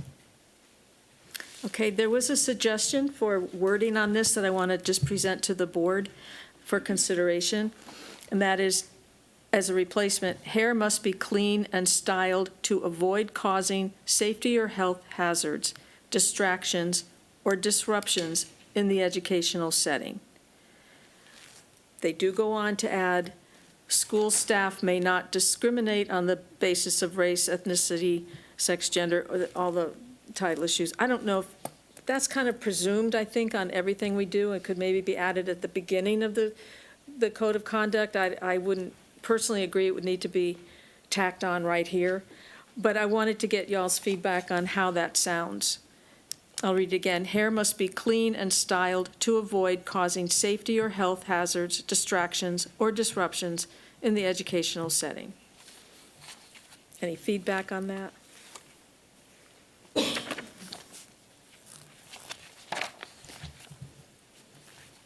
Any objections to it? I think how it worded in the code of conduct pretty much says that. I know this came from IDRA, so, I mean, they work with this all the time, and so I just told them I'll put it forward and just see how y'all felt, if you feel it would be worth it or it's clear enough as it is. I mean, my question to you guys would be for you to, how do you feel about changing the wording on that? Do you feel like that's something that is necessary? Just you have more access to campuses than? I would think that the time that we live in right now, you'll see a little bit of everything on campuses. That is why the wording was put the way it was in the student code of conduct, that it's only the principal that could make that decision or that distinction. A teacher can be offended because your hair is orange, but that is the norm at any of the campuses that you go on today.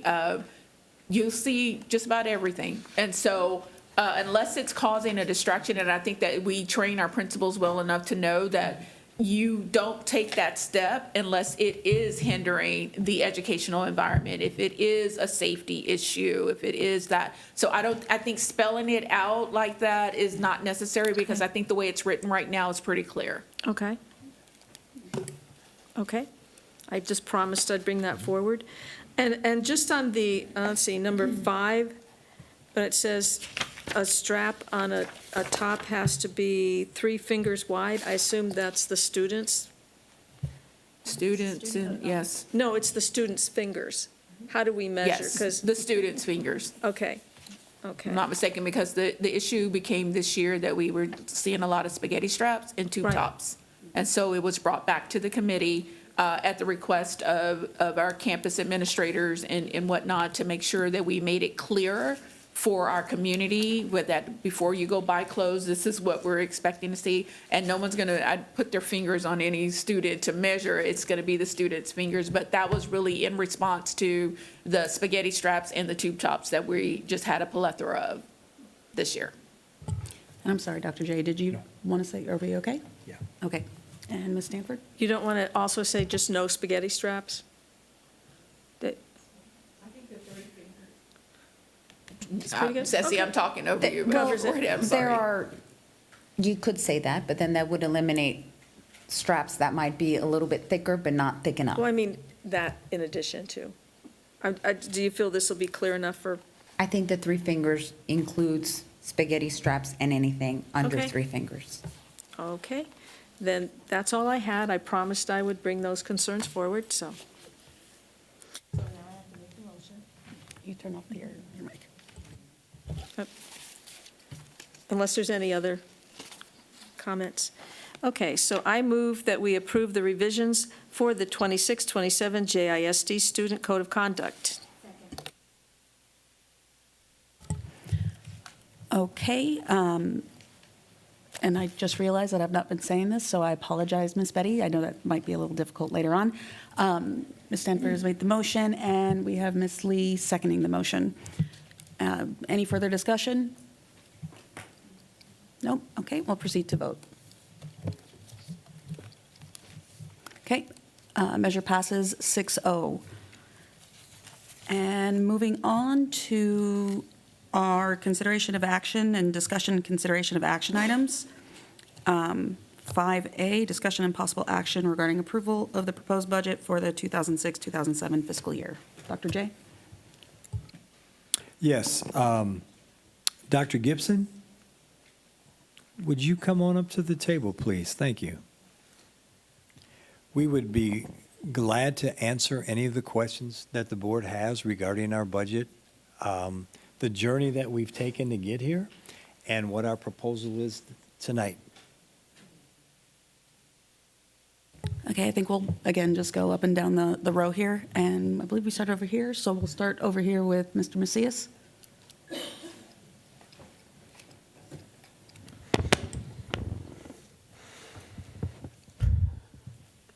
So Dr. Gibson, I had the pleasure of having to be stuck in traffic with the last time you guys met to discuss this item. And obviously I couldn't yell loud enough for you to hear me because I had some comments. And all of it kind of centered on the logic of a balancing our budget and proposing the budget in which we've produced. But during the conversation, I kept wanting to ask, we still have a deficit. It's still $6 million roughly. And since part of what we've been able to recapture in the past are vacant positions that we've left, that we were not able to fill, we've eliminated that with the 536 that we've moved on. So which means we have other variables like enrollment. Enrollment is not to the degree that it needs to be next year due to private school vouchers or any other variable, charter schools. We're going to see less revenue next year, which will also increase our debt. So I'm going into next year feeling as optimistic as I can, but still gravely concerned with the lack of personnel on the bus. And as you heard earlier today during our discussion, I'd like to have a real clear idea of where those vacancies are, because that will give me a better sense strategically of where we need to dive into our fund balance. So the discussion was talking about our fund balance, not touching it. But there are variables out there that we don't even know we may need. Expenses that we can't even anticipate that'll come through. So talk a little bit about our fund balance right now. We're going into next year with a $6 million deficit.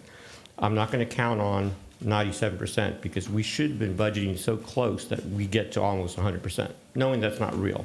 So I'm not going to count on that 3%. So I'd like to know exactly where, after we pass this budget, if we're $6 million in the hole, what our fund balance will look like, and talk, because you talked to the board about the fund balance as well. So I wanted to revisit that conversation right now to figure where we are. Yeah, thank you. And I'll lean on Amanda for micro analysis, and I will kind of hit it from a macro analysis. But it's a good question. And I think we started this conversation, I appreciate this question, Mr. Macias, with me sitting here or somewhere in this room talking about the 25-26 budget, the 26-27 budget, and the 27-28. So these three budgets, I think that I just said we've got to think about those three budgets as one thing. And the concern that was coming our way is that at the end of the or sometime during the 27-28 budget, we were going to run out of cash. I mean, like that, there's enough of a cash burn that basically our savings account, we would still be generating revenue through the state formula and through local taxation, but we would be overspending at such an amount that our savings account, which is required, how many 75 days? If it's cash on hand, it's 60 days, and then the fund balance, 75 days. So that amount, we were going to kind of just go past that and then spend all of our cash reserves. And let me just interject before you go on, just for the record. I'm not insinuating that we get to that point. We certainly need to do something and take some measures. But looking into the future now and trying now to be proactive in addressing the potential need, we're here now. So well, in that, based on these numbers and that was just the beginning of my sentence. So comma. but I never would have agreed to go into the I got you. I hope that no one took it that I was insinuating. I'm just saying collectively, like that was the realization. There was a chart and we were looking at a line and everybody agreed. And I think you spoke up and you said we can't let that line go down. Okay. So now, having said that, I do believe if you think about that line graph, it makes me proud to know that it was coming like this, and then we've basically Amanda, would you agree, like, we've leveled that? Yes. We've leveled that out. So from this point going forward, it's, what do we do? What happens to that line? Does it stay where we need it to stay? Does it tick up a little bit? Or, do we get a little, and I'm not saying that we're thinking about doing this, but do we kind of get comfortable because we're above fund balance and, oh, wait, let's just do that one thing. Okay, well, no, let's do that thing. Or wait a minute, we gave that thing, so now let's give this thing. I'm not saying that's where we're headed. I'm just saying that can happen, and then the line turns back down. So really, it comes down to go forward, just cost containment and position control. Yes. I mean, if I had to share 2 words tonight on a go-forward basis, it's just cost containment and position control. And that's actually a good suggestion, but it again gives me this proactive mindset. We probably need to prioritize criteria that would mean we would dig into the fund balance and what criteria we would not. Because like I said, I don't want to be where we don't touch it. I mean, Right. the reality is a chiller's going to break down. If we don't have money in our bond to fix it, we got to pay for it ourselves. So there has to be a priority depth, and all districts across Texas use their fund balance if they have it for something.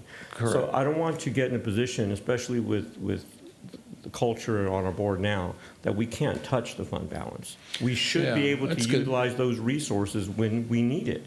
So prioritizing a criteria might be something this board might set into the future. I would agree with that, Mr. Macias. That way we know, because like I said. Just to be clear, we're talking about when you're in excess of the required minimal amounts. Yes. What is the criteria for when we might touch it? I think that's a good idea. I think for we all should- boards I to think, set I that. think we should, yes. But I guess what I was really wanting to reiterate is the need to use our fund balance, because Yeah. we can't have a hands-off approach with it and feel like, but it's a board decision, and it's going to Right. be case by case. But if we Yes. start thinking intelligently now about what the criteria might be, it might be easier for us to make certain decisions rather than pass amendments and increase costs or Right. whatnot. And so I do agree that fund balance policy agreed upon by the full board is a good idea. I mean, one thing, and I'm not, again, insinuating that you're saying the opposite of what I'm saying, but it's just a caution. We just kind of, I think I said this the last time I was sitting here, we got the water like below the nose and above the mouth, Let's just sit still for just a little bit, and make sure, and in other words, how many kids are coming in the fall? What's our snapshot report? It's almost like just everybody sit completely still until October or November, and let's see where we are.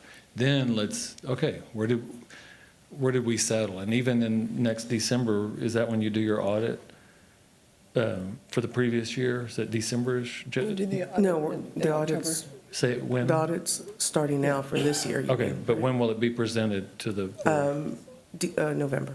Okay, so that to me, that's 2 very important benchmarks, the snapshot and then the audit, Yeah. because then we have audited numbers, not just like speculation or whatever. Yes. That's just my recommendation is to kind of sit still till October or November and look at those 2 data points. And then we have our certified tax values coming out the end of July. Right That's now, true. they're, So that's another important Yes. data point, like what truly gets certified. Mm-hmm. Another really good data point. My original question is, what will our fund balance be after we pass this budget? Yeah, I guess my answer is I don't think you'll know until. Well, so the unaudited fund balance right now is 50.6 million. Okay, When this gets adopted, that's unaudited, that's just an estimate. okay, I Yeah. appreciate the ballpark. Here. I'll yield for now. Thank you. Mhm. Ms. Jones? I do have one question. Can you give an example of where, as an ex-superintendent, where you would say the emergency is, where we would need to dip into the fund balance? Well, I actually, y'all are going to laugh, but in the district that y'all are familiar with, it's the opposite problem, but it was still a problem. We would book it and never spend it. And, there's a certain point where have to look taxpayers in the eye and, we generated that revenue to spend on kids. So where is the amount that we should not be booking any more of it? So we set policy, Mr. Macias. That's why I'm going on, what we would do with excess fund balance. And this is just one example, Ms. Jones, that's what you asked for. I'm not saying it's the correct thing, but it's one example. But we took the minimum threshold, and then we took an additional % for unanticipated issues. Yes. I'm going to call it that. That wasn't the exact language. And then we held that amount beyond what the state required. That had to be held. Yes. Then our decision was to utilize it primarily to help with plant maintenance and plant operation, because we were passing bonds to help with new construction. Every time we built a new school, that was 57 more air conditioners we had to keep up with. And so we prioritized that stuff first. And we built what we called an expenditure projection plan. So if we had quote unquote excess at the end of the year, we were basically buying AC units. I mean, just to try to keep that from being an emergency that hit us later where they all died at the same time. I'm not saying you asked for an example. That's not the example. That's just what we chose to do. But to Mr. Macias's point, that was agreed upon by the full board through workshops. But our mindset should really be, though, not to truly dip into that fund balance unless a true emergency. I just think that's a discussion for the full board, and I think if there's a disagreement, to adopt local policy or a resolution or something is a good way to at the end of the day, take a vote on what we want this to be. If just reaching consensus is not enough. And we had to take a vote in my last district with what we would use those excess funds for. I guess I don't want to come off as just kind of being a smart aleck here, but like give it a second to make sure we have it before we start spending it. Is all I'm saying. Let's just make sure that I would say let it be audited. Let's make sure. I know we can estimate what the number is, but let's get it audited and make sure it really is what we think it is. Then have the conversation about how we might utilize it. And then I've got to just say the age-old, don't take one-time money and buy a reoccurring cost. That's why we chose air conditioning units. Thank you, Dr. Gibson. I'd just like to also add, I think maybe we're missing the point just a little bit. If there is an emergency that needs to be taken care of, then absolutely that emergency needs to be brought to the board for discussion, because we can't put our students, our staff, or anybody in jeopardy or their safety. And so if that would occur, we would look at the time. We would look at how much money do we have accumulated in our fund balance. Right now, we have 50 million, 50.6, I believe. Yes, estimated. And it's 48 million is what 75 days is. So we're a little over. So if an emergency did come, we would be able to address that, but still not jeopardize our fund balance. But as Dr. Gibson said, that doesn't mean because we have a little bit over, we want to use it. We don't want to use it unless it is absolutely an emergency. That, Dr. Jaklich, the amount I was talking about is thank you for saying it the way you said it. The tier above what is required was basically for, what would be perceived as life safety or true. That's why we were holding that additional amount. And it was assigned as opposed to unassigned, but it was assigned to what the board would determine an emergency, a life safety at that time. But we held it. So it was technically assigned, not unassigned, right? So not available, but it was the board agrees that, hey, we've got an emergency here. We've got to use that piece of it. So you said that a little bit better than I said it, but that's what that amount was for. That's all I have. Thank you. And Ms. Lee?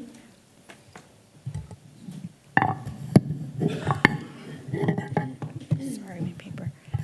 Dr. Gibson, this is just personally me for my understanding and learning stuff. For that 97%, I'm sorry, how do I? Okay, the 97%, the budgeted, that we have for that 97%. Of course, amendment is not included on that one, right? So the remaining 3% that we have, is there any average, do we have any like average on our, like this previous maybe 2 years of how much do we have for the amendments that in the past that we had?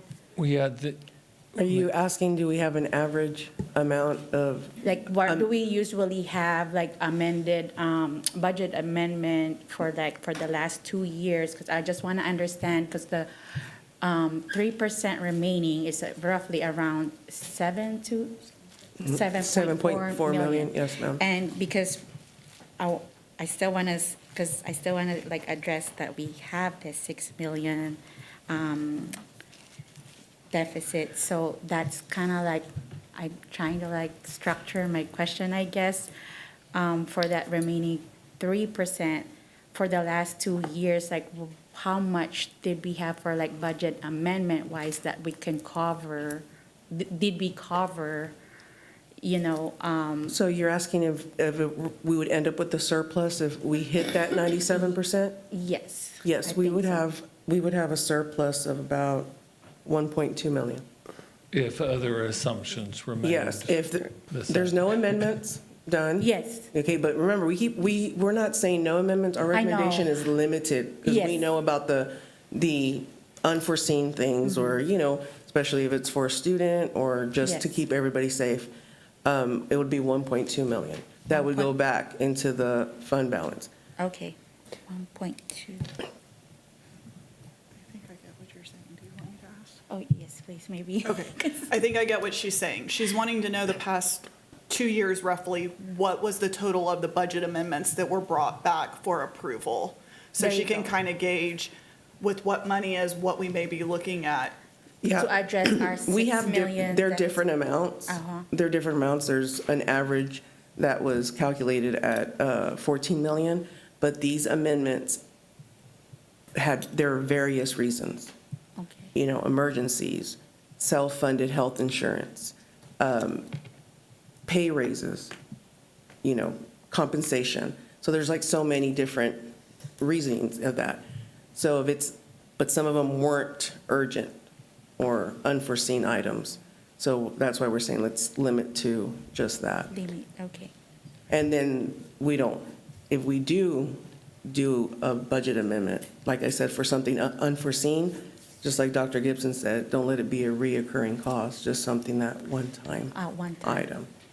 But we're- I think with the 97%, you can be optimistic about that occurring, but I would never consider it as something that I would definitely book in my mind that it's a guarantee it's going to happen. No.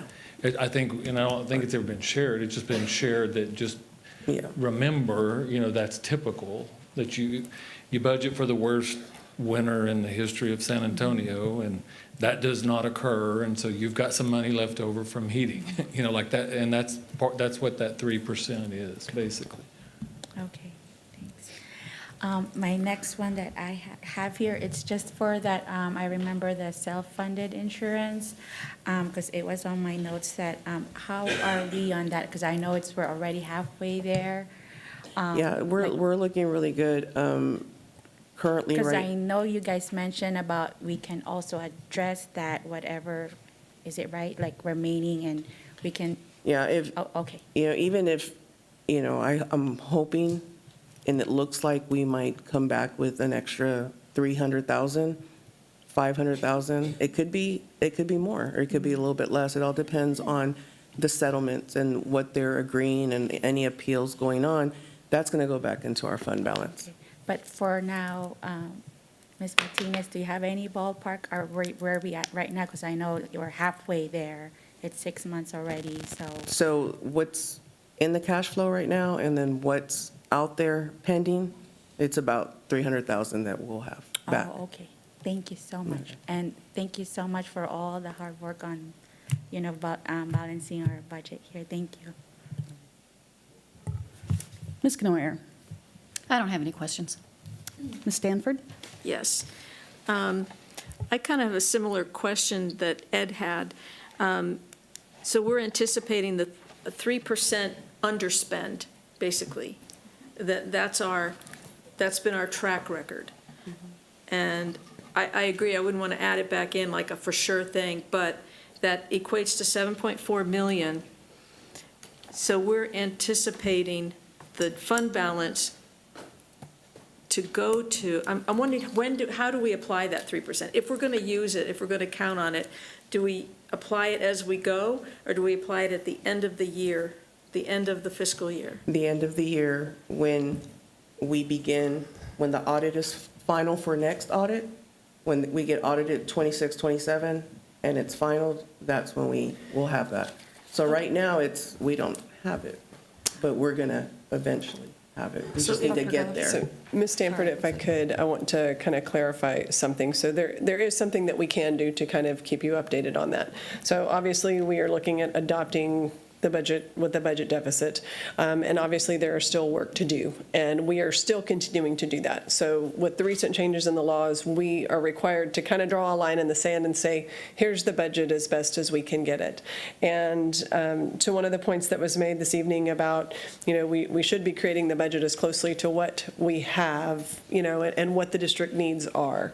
And so the budget includes all the employees that we currently have as of that day that we know have signed contracts to return to us, including some vacancies that exist in the district that we know would need to be filled. There are certain things that just have to be there, and it includes that in here, and that's part of that $6 million. However, at the same time, it is a work in progress. As people, even since the time we completed this, we have had individuals who have resigned from the district, and some of those are positions that we would not need to replace as we continue to work towards all of the plans that we have continued to do that. So one of the things that we have talked about going forward is providing you an update each month, kind of where we are on this position management piece, and how we are working to whittle down the 6.1. Now, in terms of what your audited financials look like at the end of the year, Ms. Martinez is exactly correct. I mean, your audit is what's going to show you the finals at the end of the year, but we are going to be able to provide you updates as we go along as to how we are doing this. This also includes us looking at costs that we are spending in our departments as we get into the year, beginning to look very closely at some of our spending. And although we have budgeted for it now, there are certain things that we've budgeted for because we have budgeted for in the past that we are continuing to look at to say, maybe we don't need to spend as much in that area, and to reduce some costs there, because we do end up with cost savings in our operational budgets every year, and we know that can come back. But then the main piece is that position control. And I do want to say a shout out to the HR staff and the finance staff, because for the last week and a half, both parties have sat at a table and have looked line by line to make sure that we are building position management in this district so that going forward, as we build our budgets, we're building our budgets on the full-time equivalents versus just building our budget based on a person in a chair. And I know that's a hard concept to think about, that a person in a chair doesn't equal to a FTE, but it really doesn't work that way. And you can see that when the state does their computations. The district is not able to produce an FTE report live right now because we haven't tracked our staff in that way.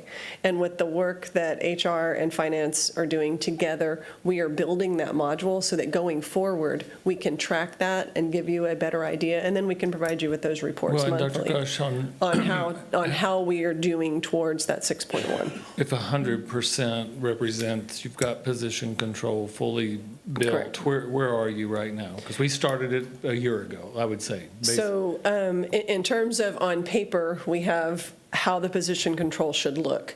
We can't actually begin to build that. We can't build it into our financial management system or our human resources system until after we adopt the budget and we roll over into next year. In fact, the module has always been there. When we adopted Skyward originally, they said, are you ready to build your FTE model? And we said, well, Judson doesn't use an FTE model, so it's never actually been used.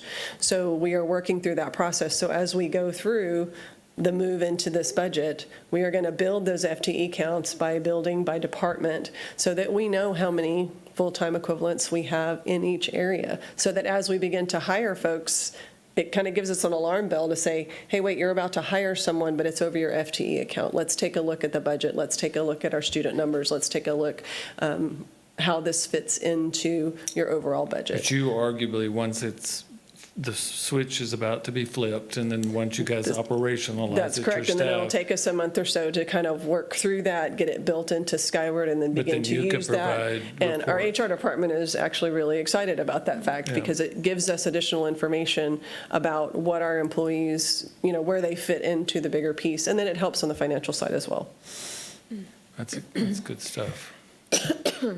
So I take it something like a CFO is in that 6.1? Okay. Yes, right. So I'm just curious if we're kind of counting on that 3%, or maybe we're not, but wouldn't it reflect in the 2027 fund balance? Because our fund balance is shown lower at the end of 2027. Well, Ms. Stanford, that's because we're just getting the budgeted revenues with the budgeted expenditure and just subtracting it. So it gives us that 6.1 million, so we get our unaudited amount as of July 1st, 2026 of 50.6 million, and subtracting the 6.1, so we give you that number. Yeah, So you it's don't just- get to count it unless you actually do it. Yeah. That's what she's, right. That Could be piece at you the would see end. at the end of the year, yes, ma'am. So as we go through the year and we give these reports and kind of show you how we're working through on the payroll basis on staff and based on budget, that's going to give you an idea of how that 6.1 is being reduced along the way, and you can begin to add those numbers back to that 44, if that makes sense. Yeah, well, Not our- officially, but to give us an idea of where we stand in the budget. Are we counting on that 3%? Are we factoring that into our budget? Because I would assume if we are, then we would add it to the fund balance. Or is that kind of an invisible number that we're just setting off to the side and saying we hope that will offset the deficit of 6? It's an invisible It's- aspiration that we need to hit. Right. But we can't factor it in right now. Correct. Yeah. Because you Well- don't Okay, have it. really quick, Dr. J wanted to say something. Yeah. so- This is where we're at, that 6.1 million that were left after the $29 million deficit we've already cut out, okay, from the 35. So that leaves us with the 6.1. Yeah. Okay, the 3% that is left over from the 97% we're going to run our budget with is 7.4 million. Yep. The $6.1 million deficit that is sitting there right now is a combination of overstaffed still and expenses. And so as we move forward with position management, we find out that people resign, and those positions that we have, we don't need those positions to still support our school. That knocks down the 6.1 million. At the same time, that $7.4 million from the 3%, think about it, every month we get our payments.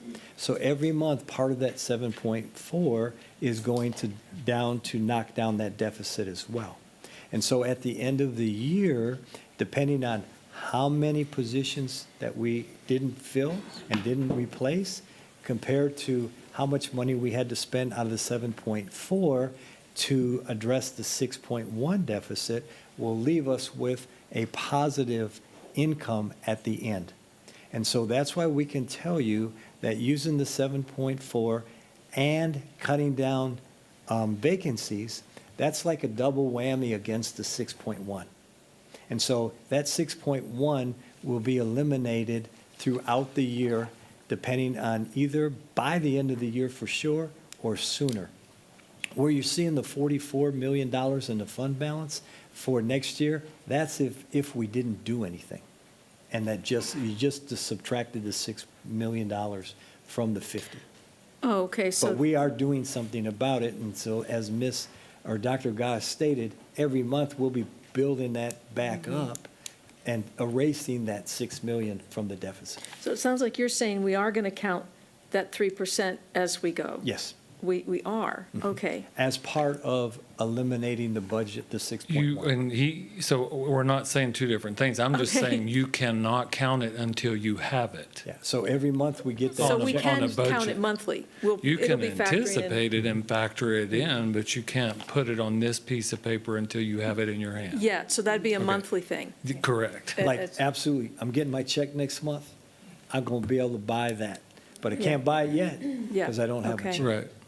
Okay, and did I hear you to say that we're still considered overstaffed? Yes.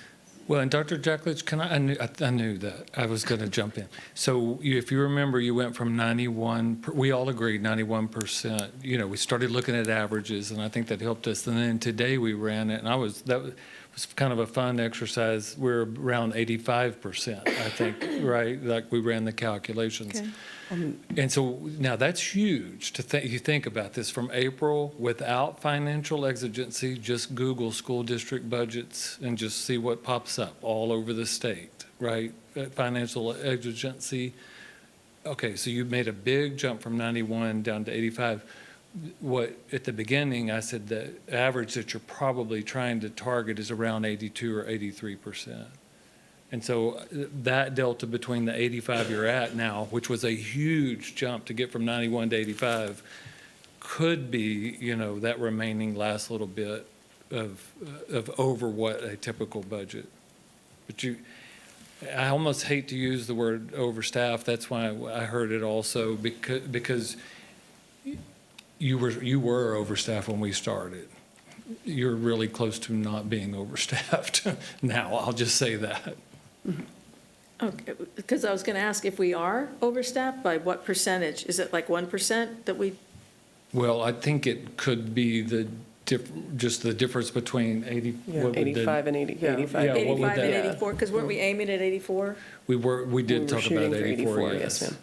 ma'am. And we hit 85? And we're at 85. Yeah, yes, ma'am. Yes, ma'am, and then also, that's why the position management is so important. And Dr. Gosh, if you Yes. want to share, that's why we're working so hard to get that, so we Yes, can get the and correct number. The position management is extremely important, and that's why I mentioned the HR staff, because they have really been working to make sure that with each staff member, we have the appropriate coding and the appropriate alignment and those pieces, because we did find a lot of discrepancies and errors in the system, and making sure that that alignment is there so that we're matching that to the FTE counts and then it's matching to our budget.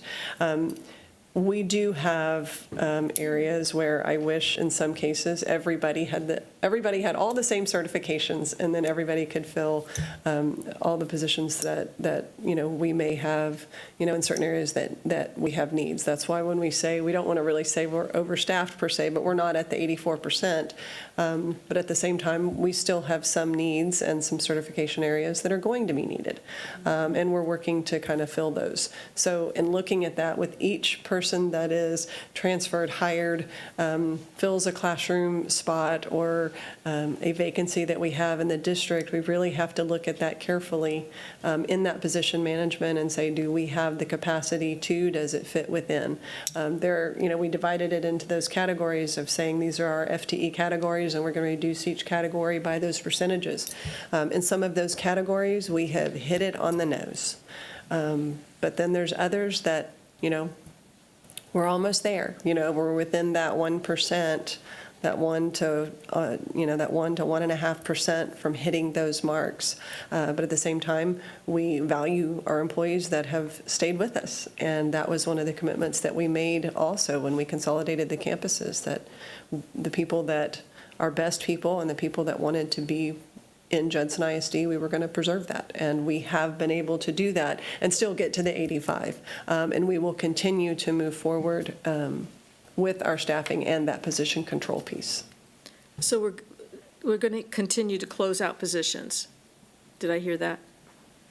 We're not done. That is correct. That is correct. Closing that out. Correct. Especially in cases where we don't have the student enrollment for the need for that. And that may mean that we have lower student enrollment at one campus, but all of a sudden the other campus has more, so it's a transfer. We would have to, transfer. And we see that every year around September anyway. I think our teachers are very accustomed to when we start to level classes and see where our students show up. And we have built our FTEs and this based on the student enrollment that the district is expecting. For this coming year. For this next coming year, Right, yes. there was a pattern prior to building it on, well, too much of an optimistic number. So, but anyway, this one took so that, on the budget, our hands were kind of tied right off the bat because we took the lower student, but I would rather deal with that reality tonight than in 6 months. That we've projected it to be lower, than find out that it's lower in December and have to come back to you and say, oh, we over projected revenue.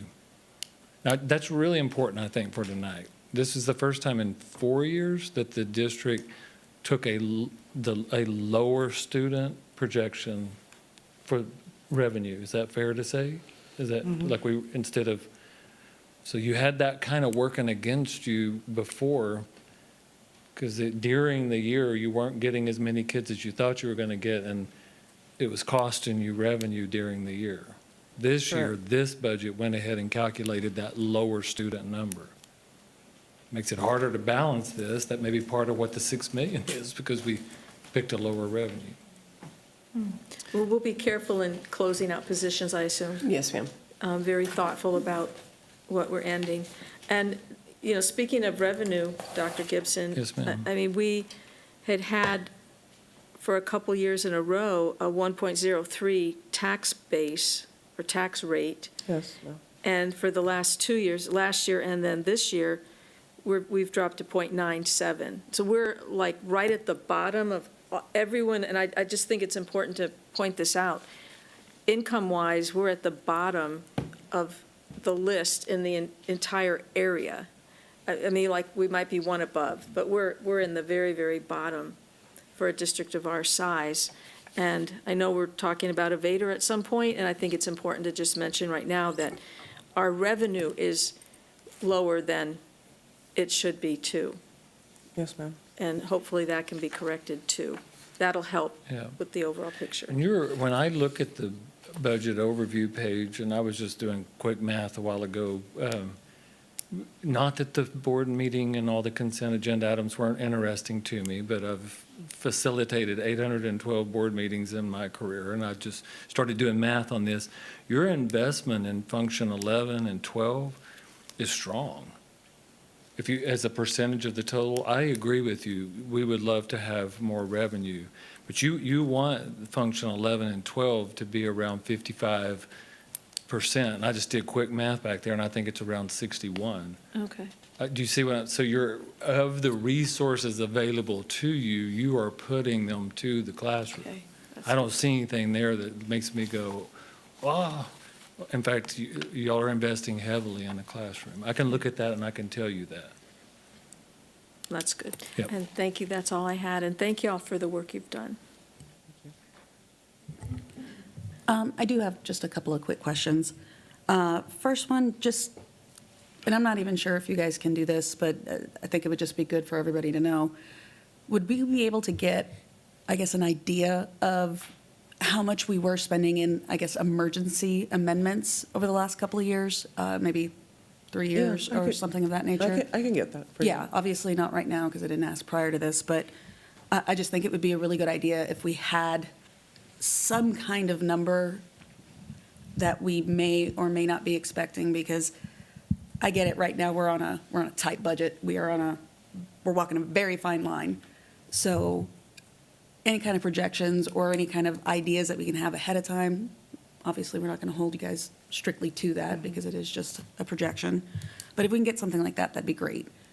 My second question would be, how confident are you that we're going to be able to maintain this cost containment?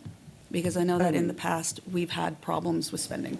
We are very confident Very after confident. Okay. after putting everything into Yeah. place. I would say I'm very confident that we can do the hard work. However, in saying that, I think that our staff is also dedicated to helping us get there as well and making those adjustments. However, that does mean that we are going to have to be very vigilant about things we want to add or things we want to do. I think, we need to look at creating that, we talked about at one point, creating that dream list of, hey, next year, when we're planning our budget and we have an excess, this is something that we would like to do. And so looking very closely at our spending, and that's why the position control is so important. And so, it is going to be sometimes looking very carefully at this allocation or that allocation. And, our principals, they are looking at it very hard. I know I had a principal today that it was a great thing to hear. They had been given their allocations, and they were like, you know what, I don't think I need as many over here, so I'm going to move them over here. And that is exactly what the allocations are for, to give that flexibility to say, this is how many I know my campus can have based on my students, and I want to invest over here a little bit more than I'm investing over here. And with that gives me the confidence that we can do this. As long as we all as a team, board and administration, really work to maintaining and sticking very closely to the budget. And so people may hear no for the first time in a while, on some of the purchases that they might want to do that is an extra. I think we need to think of, I know somebody mentioned their home budget. I think we really have to think about what do we absolutely have to have versus, and what is needed versus what we want. The need has to come before the want. And our needs are to meet what our students need in the classroom. That's so funny. I just wrote down, this is a need to have year, not a nice to have year. Yeah. And I swear I just wrote that down right when she was evidently having the same thought. And that's why also I thanked our department heads and the principals. Even this year, they stepped in and only purchased what they needed. They were on top of it. So we're not only, position control is the most important because it's a big part of our budget, but the non-payroll, we are still focused on that. And we have we're working on it to get some extra dollars in for, our wellness package of Next Level Prime. So, we're working on it, and that's why we're confident, very confident. Okay, and then obviously, we're going to be revisiting this pretty frequently throughout the year. I wanted to, Dr. Goss just said something. She just said it, and you're kind of bringing it up again, and I just want to emphasize it. The key here is transparency and communication between the tactical team and the strategic team, going back to the original training. It just has to be nonstop, check in, just to make sure everybody's staying calibrated on the targets. Yeah. I know I'm repeating, but I feel like this is the time to repeat it one last time. Sometimes it bears repeating. Yes. And also, I completely agree with Mr. Macias's idea. If we can, I guess, just get together as a board for a board workshop or something of that nature where we can sit down and more or less define what we would consider an emergency, because there are emergencies. Chillers break down, the bus breaks down, and we need to have something. We can't just ignore those. Yep. So, yeah, if that's something I guess we can work on along down the line, I don't know if that would be I think it's Dr. a good Gibson idea. or, Yep. yeah, if we can get that started, that would be great. The last thing I really want to say is, I just kind of want to point backward at where we were in February. It has been a rough 5 months, and for our administration, for our principals, for everybody. Y'all have been running 24/7, and I know that you guys have. I know that you've been out in your offices, working on budgets, working on academics, till 9, 10, 11 o'clock at night. So I cannot express enough how much I want to thank every single person on this cabinet. You guys were presented with a Herculean task. It is insane that you guys were able to get this done in 5 months when it typically takes a year. So being able to come in running and just knock this out. I know that this is not a perfect balanced budget, and I know in a perfect world we would have loved to have that, But if we can maintain these positions, if we can just keep that cost containment mentality going until the end of this year, until the end of the next school year, we can bring us back to this balanced budget. We can start loading up our fund balance again so we can be in a healthier position. So again, I just wanted to say thank you so much to Dr. Gosh, to Ms. Martinez, Dr. J. I know, and Dr. Gibson, you guys have done an amazing job with what you guys were presented in an amazingly short amount of time. So just thank you for everything you guys have done. It has not gone unnoticed, and it is not unappreciated. Did anybody else have any rebuttals or anything else they'd like to say? Well, thank you, Ms. Poteet, for being aligned in my thought process. I think the idea is that we know that there's time and a place when utilizing fund balance funding is appropriate. An emergency, we need to define what an emergency is. That's the first way for us to determine, hey, are we just spending haphazardly? But I do want to go back because I want to make sure this is on the record. There was never any wasted spending. There was never any haphazardly throwing money out there just because we wanted to. The utilization of the fund balance was to maintain resources. The failure was the trust in Austin to pay for education. We can sit here and debate that, but the facts are the allotment did not go up the way it needed to. So we can't put our faith in our own government in Texas to fund education to the degree it needs to be funded. So we now need to be, our thought process has to be different. You know, we maintained positions to the 11th hour until we knew we could not. And then we had devised a 2-year plan to start addressing the expenditures. I hate that a lot of our considered excess were personnel that were helping the district. There was no extra positions. They all had a role. But I also want to remind my community that of that $29.1 million that was referenced in terms of saving, $14 million of it was tied to medical expenses. It was our insurance that we did not forecast appropriately that due to everyone utilizing the insurance, it went over. A $14 million expense that is not reoccurring. It is a one-time because we certainly made adjustments so that we wouldn't get there again. So really, $15 million would be reoccurring, if you will, personnel.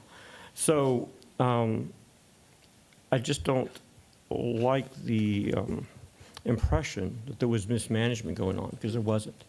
It was simply trying to maintain a workforce to meet student needs. But I do say, and I've not heard this, and I'll bring it up again, especially this budget cycle, we have now the ability to reuse campuses that are vacant. We have property like the Pat Booker property that I want to sell. I want that in the books and I want it sold because I believe that revenue could generate up to $10 million into our fund balance to help us, because with facility usage, that's another potential revenue source that we haven't even talked about for next year, depending on who we partner with or what we utilize there. But now it's time to start looking at facilities that have no usage for students. If we have to redefine our budgeting strategy, having excess buildings that do not serve students are unnecessary, especially with multiple campuses not even being identified for reuse. So I see some positive opportunities to ensure that we're able to maintain our budget. And then some of the examples of things that I've asked for as amendments have been small in comparison. I've asked for an internal auditor. I think that's important for a district our size to have an internal auditor. I reiterate, Northside, Northeast, SAISD all have an internal audit function that we do not have. That would evaluate functionality and processes in addition to funding. And then the other thing that I've asked for in the past is extra police. We needed extra police officers, so we had an amendment a year or two ago that added more police officers to our workforce. And another example is I asked for SAT prep. So we ended up purchasing SAT prep and training for our students so that they could have the ability to perform better on the college entrance exams. Those are smart expenditures, and those are creative ways. We're in a place where we can't be as creative this budget cycle But going forward, we have to be responsive to community need and to the needs of our students. So I'm elated to see some thought process behind prioritizing what we may look at and bringing back to support students and their success. But again, you can't miss out. If you have a $14 million expenditure out of a $29.1 million deficit, that's a one-time deal, and it will never happen again. So just wanted to put that on record. Thank you. Anybody else have anything else to say? Okay, can I get a motion? I move that we approve the proposed budget for the 26-27 fiscal year as presented. Motion by Ms. Stanford and Ms. Lee. Oh, yeah, I'm sorry. Ms. Canoyer and Ms. Lee second. Okay.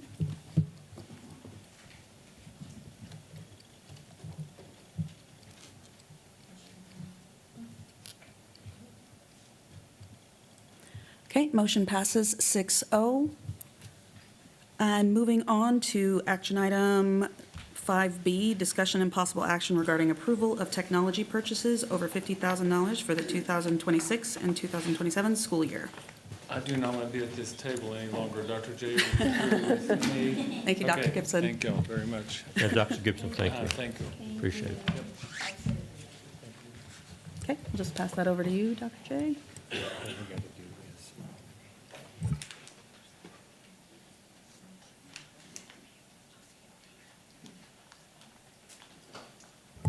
Did anybody have any questions on item B?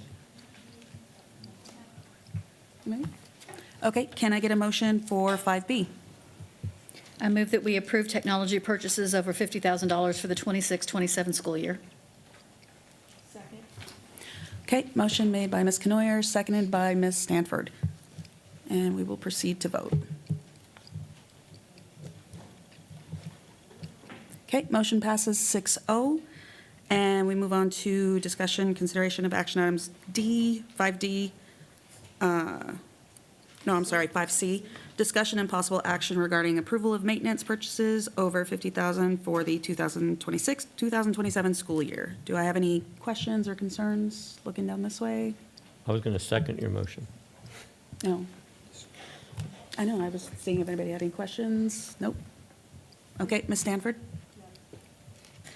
I'm just trying to understand the projected expense, and is there some reason the balance is expressed as a negative? Because it's different from all the others. So is there something that means, or it's not that we're really in a negative, right? That's correct. It's not really that it's in the negative, it's the format that the maintenance department was using. It's more of an addition of, it's how they added up the amounts that they had in terms of the total that they were reaching. So the 362 in a balance is a negative 362 as if they were deducting it down the line. Instead of adding it up, they were deducting it down each line. So it just kind of reaches across. I'm not sure why they calculated it that way. Each director submitted theirs a little bit differently, and this was the format that they submitted. The dollar amounts that you see in the amount column, those are the dollar amounts that would actually be expended for those particular items. The balance piece is how they account for the $4.1 million that they are requesting. It's just kind of confusing. It is a little confusing. Because we end up with a negative 2 million, so. Right. I can't figure out, it's that all the expenses are in the positive, and then the balance is a running negative. Yes, ma'am. So are we going to overspend by 2 million in this budget? No, ma'am. No, that will not happen. No, actually, their budget is larger than the 4.1 million. The 4.1 million is just representative of the items that they purchase on a reoccurring basis. If there was any new purchase or anything that exceeded $50,000 that is not a reoccurring purchase, it would not be on this particular sheet. It would come to you as a separate item that you see on a monthly board position. So is it a $2 million plus? Do we end with a $2 million so What are we actually? No. It's my understanding from working with them that the amounts, if you were to add up all of the amounts into the amount, which I have not, that it would equal to the 4.1 million that they are asking for. I would have to do the calculation on the other one. Unfortunately, I am not the director of maintenance. Can they try to clarify that? Yes, sir. Yes, ma'am. I will absolutely do that. Because I really don't know where we are then. Okay. I will have them clarify that piece for you.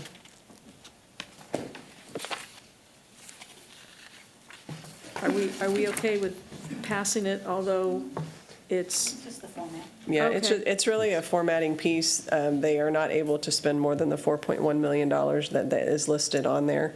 And it is a, because each one of these sheets is actually independent of the other. Well, they're all negative. They are all So- negative. And so if you start with the first amount on any one of the pages, the 707,364 and the 559,094, if you add those together, that equals 1 million. So if you look at, I think it's page 2, there's a contracted services in the amount of 707,364. You go to the balance, that's a negative number. If you take the amount of 707,364 and add it to the 559,094, that equals 1,266,000. If I then add the next line, which is the 1,281,000, that is 2,548,000. And then the 459,000 is the 3 million. So it's each one of those columns added up on each one of the individual sheets. But outside of each one of these pieces that they're saying they spend on the contracted services, they are not able to exceed $4.1 million. Well, I would appreciate something maybe in Friday notes or something, just that's. I will absolutely have them reformat it, because, and that way you can see it a little bit more clearly, because as you add these numbers up, you are correct. Each one of these sheets added together is in excess of the $4.1 million. And I think they're trying to show you all of the expenses that they could potentially have based on prior years' expenditures, that the total amount that they are asking to not exceed is the 4.1. So what are we passing here? We're passing an assurance that it's not what it looks like? Ms. Stanford? Yeah, I was going to say. maybe Thank able you. to- Yes. Maybe you can explain it a little bit better. I apologize. It was a formatting issue. In the highlighted portion is where we place our budget number, and then the numbers that go down across the board subtracts from that number, and the budget number was not added, so that's why it came out negative. But I can fix that, and we can go over that, and I can fix it, and I'll give it to you by. Right here. Yeah. Right here? And then they would have subtracted down the line.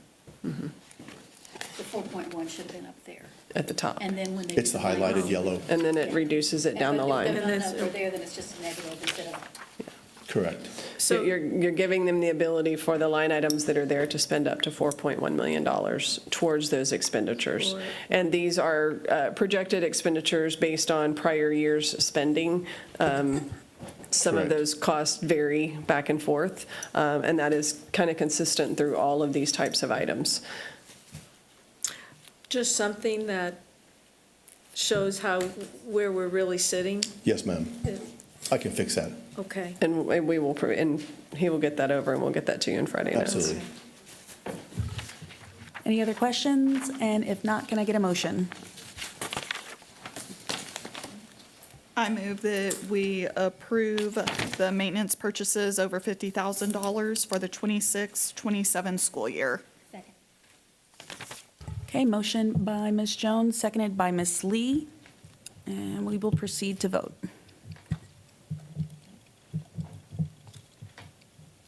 Okay, motion passes 6-0. Moving on to 5D, discussion and possible action regarding approval of the Transportation Department purchases over $50,000 for the 2026-2027 school year. Do I have any questions? And if not, can I get a motion? I move that we approve the Transportation Department purchases over $50,000 for the 2026-2027 school year. Second. Okay, motion made by Ms. Jones, seconded by Ms. Lee. And we will proceed to vote. Okay, motion passes 6-0. Moving on to 5E, discussion and possible action regarding approving child nutrition purchases over $50,000 for the 26-27 school year. Any questions? And if not, may I have a motion? I move that we approve the child nutrition purchases over $50,000 for the 2026-2027 school year. Second. Motion made by Ms. Jones, seconded by Ms. Canoyer. And we will proceed to vote.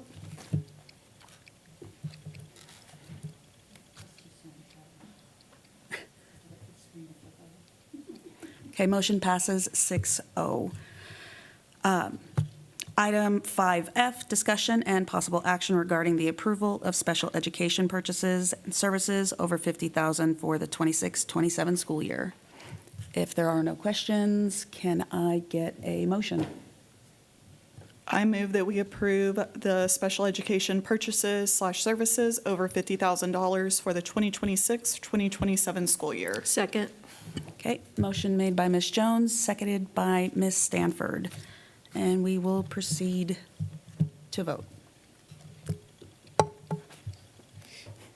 Okay, motion passes 6-0. We are moving on to 5G, discussion and possible action regarding approval of athletic purchases over $50,000 for the 26-27 school year. If I have any questions, if not, can I get a motion? I move that we approve athletic purchases over $50,000 for the 26-27 school year. Okay, motion made by Ms. Canoyer, seconded by Ms. Lee, and we will proceed to vote.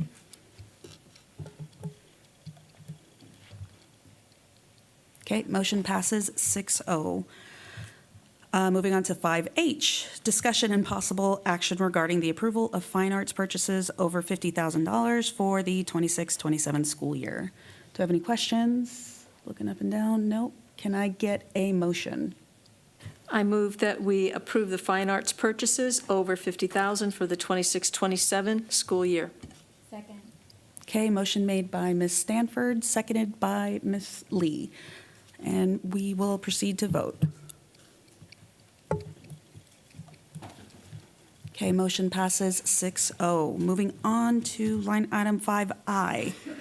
Discussion and possible action regarding approval of federal programs and grants contracts over $50,000 for the 26-27 school year. Do I have any questions? Nope. If I can get a motion then. I move that we approve the federal grants, programs and grants contracts over $50,000 for the 26-27 school year. Second. Okay, motion made by Ms. Stanford, seconded by Ms. Canoyer, and we will proceed to vote.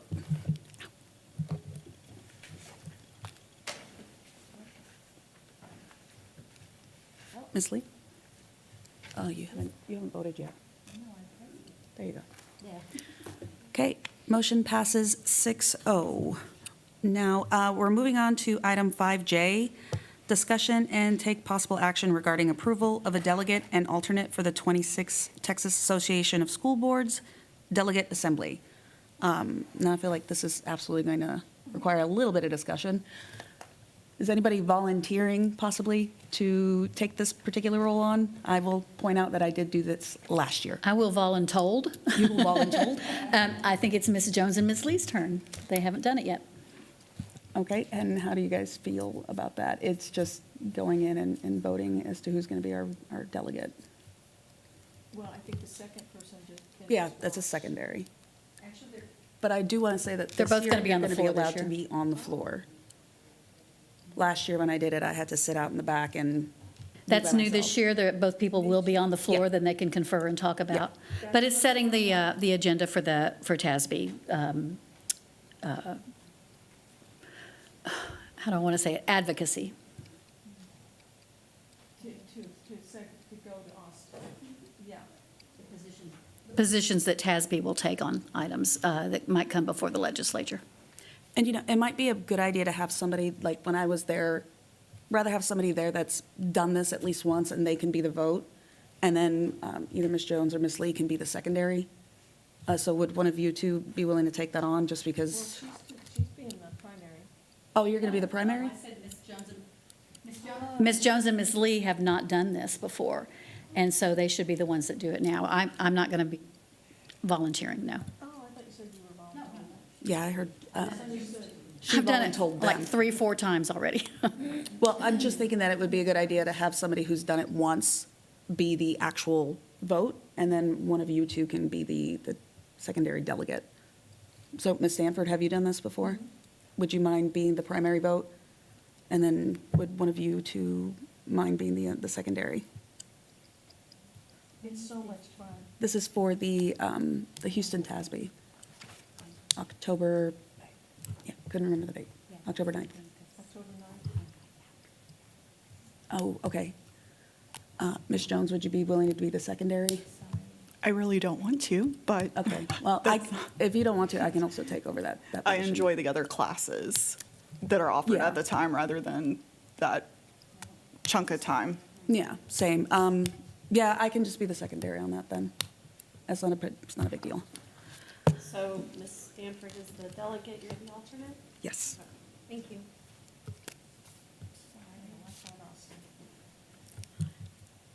Okay, I'm not sure how to make the motion on this. Do I slip in the names of, okay. So, I move that we force. Ms. Stanford to go alone. No, I move that we approve the delegate of Ms. Stanford and the alternate, Ms. Poteet, for the 2026 Texas Association of School Boards Delegate Assembly. Do I have a second? Second. Okay, motion made by Ms. Poteet and second by Ms. Lee. And if we could proceed to vote. And Mr. Macias is not here. Can we? Oh, okay. Okay. And then do we do it again, or do I proceed? Okay. Motion passes 5-0, and we will move on to the discussion items reports. The policy update 127, affecting local policies, the first reading. This is the first reading of policy updates sent by TASB. Are there any questions or comments on the policy changes? This is going to be on the agenda for next month in July for approval. But did anybody have any questions now?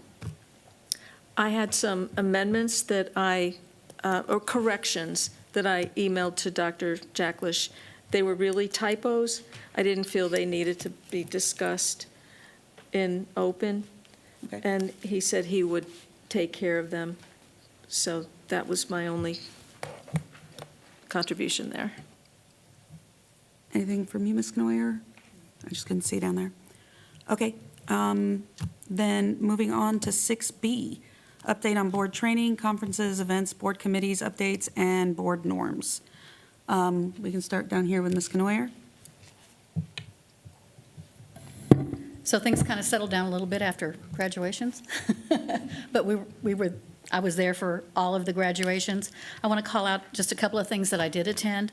The athletic department's attendance improvement movement at every high school. An opportunity was provided for students to look at their attendance and go above and beyond what is asked for by the state in terms of requirements to be part of an athletic team.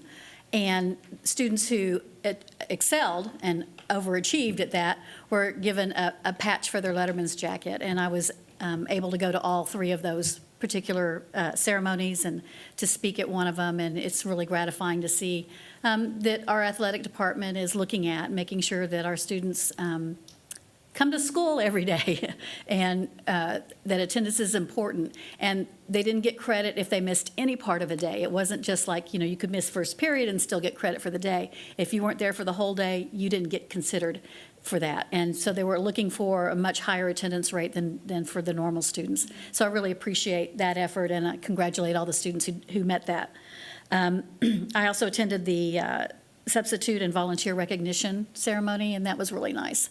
And then the Jeff Golf Tournament, which is a huge success every year, is in a different place for us this year, and I think it worked out real well.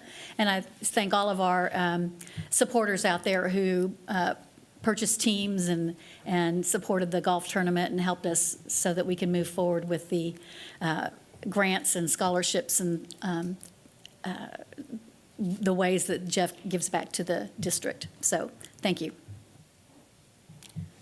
Ms. Stanford?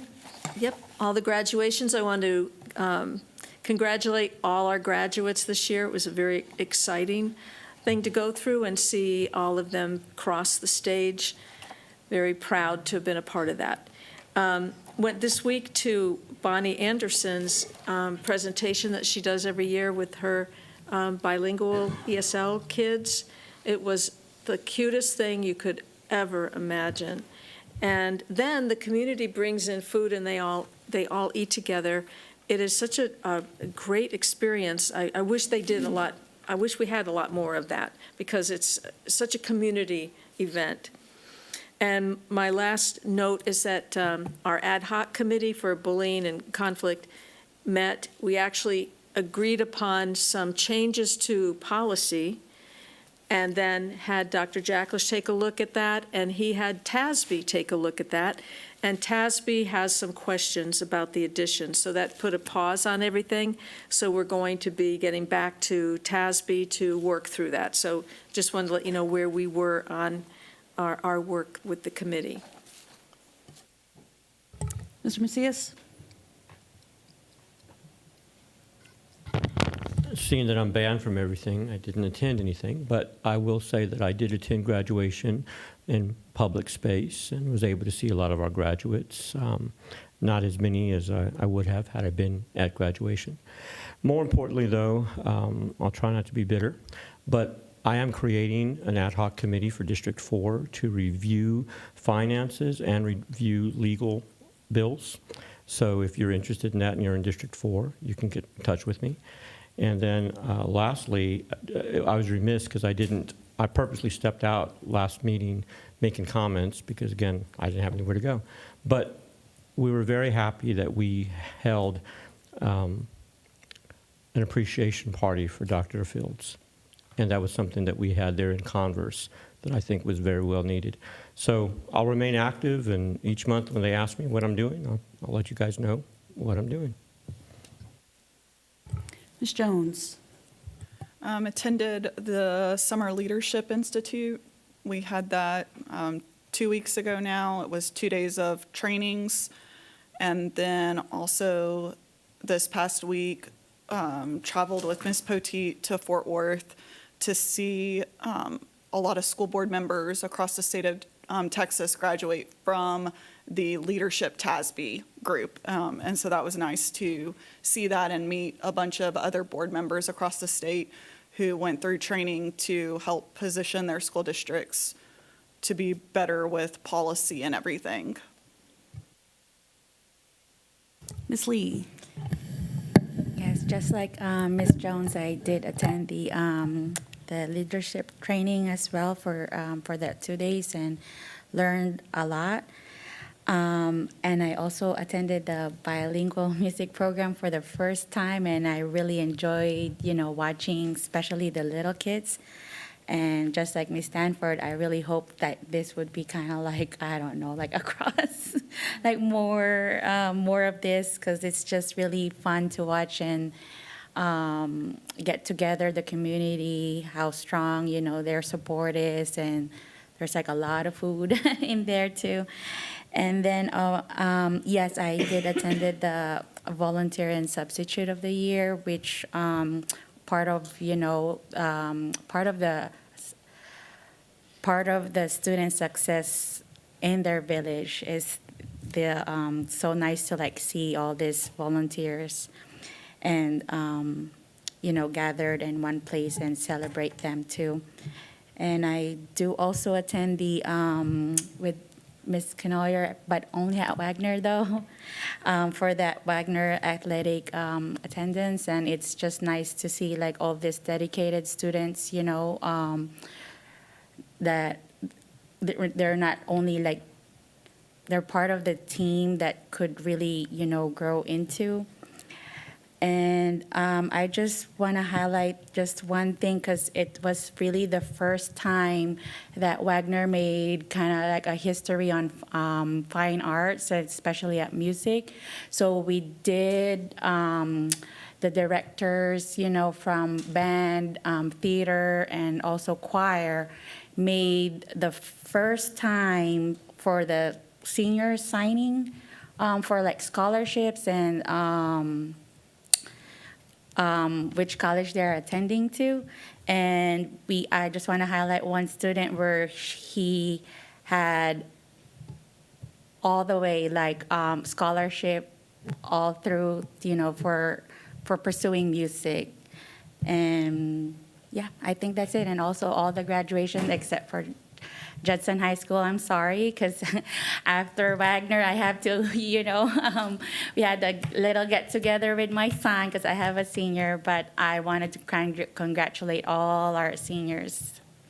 That's it. Thank you. Yeah, in the past month, I was with a lot of my fellow board members here. I did get to go to the sub-volunteer awards. However, I did lose my voice, so I wasn't able to speak and just say thank you to all of our substitute teachers, and just a special shout out to our volunteers, because I've been a volunteer, I'm a volunteer now, I volunteer at Crestview, I'm volunteering on the board. It is so important for that community outreach, and those in-school PTA, PTO moms and dads that are out there just killing themselves for these schools, I just want to say thank you.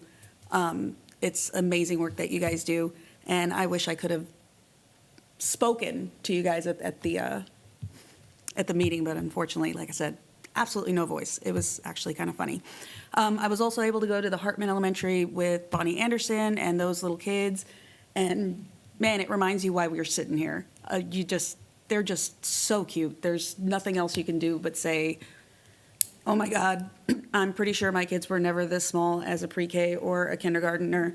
And these are tiny little kids that you just want to go and wrap yourselves around and just re-energize yourself with. So that was amazing. And if she wanted to have another 4 more, I would be there front row and center, because I loved every minute of it. Also went to the SLI here in San Antonio, and we also made it up to Fort Worth to see Miss Ryan graduate from the leadership TASB. And it was, again, great to always hear the speakers from TASB. They're always really informative. But it was also just nice to go out and support a colleague. If nobody else has anything else, I guess what we can do is move on to closed session. So the board will now adjourn into closed session pursuant to the following sections of the Texas Open Meeting Act. Pursuant to the Texas Government Code, Section 551.074, discussing personnel, the personnel report, and updates including new hires, resignations, and administrative appointments, including the Director of Fine Arts. And Section 7B, pursuant to Texas Government Code, Section 551.071, legal consultation with attorney regarding board decision-making process. The time is now 8:21, and we are now in closed session.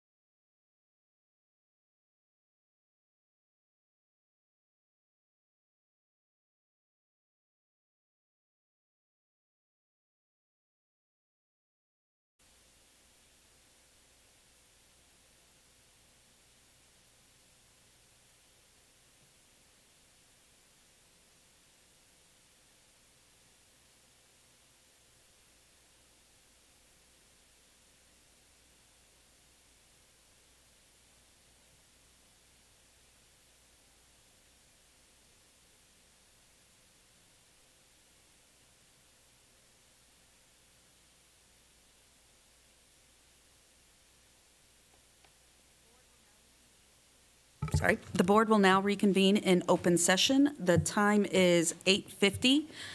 No final action, decision, or vote was taken while the board was in closed section. Do I have a motion? I move that we approve the personnel report as discussed in closed session. Second. Okay, motion made by Ms. Jones, seconded by Ms. Lee. Do we have any, I don't believe we can do discussion, so let's move over to proceeding to vote. Okay, motion passes 6-0. There being no further business, this meeting is adjourned at 8:50 PM. Yay.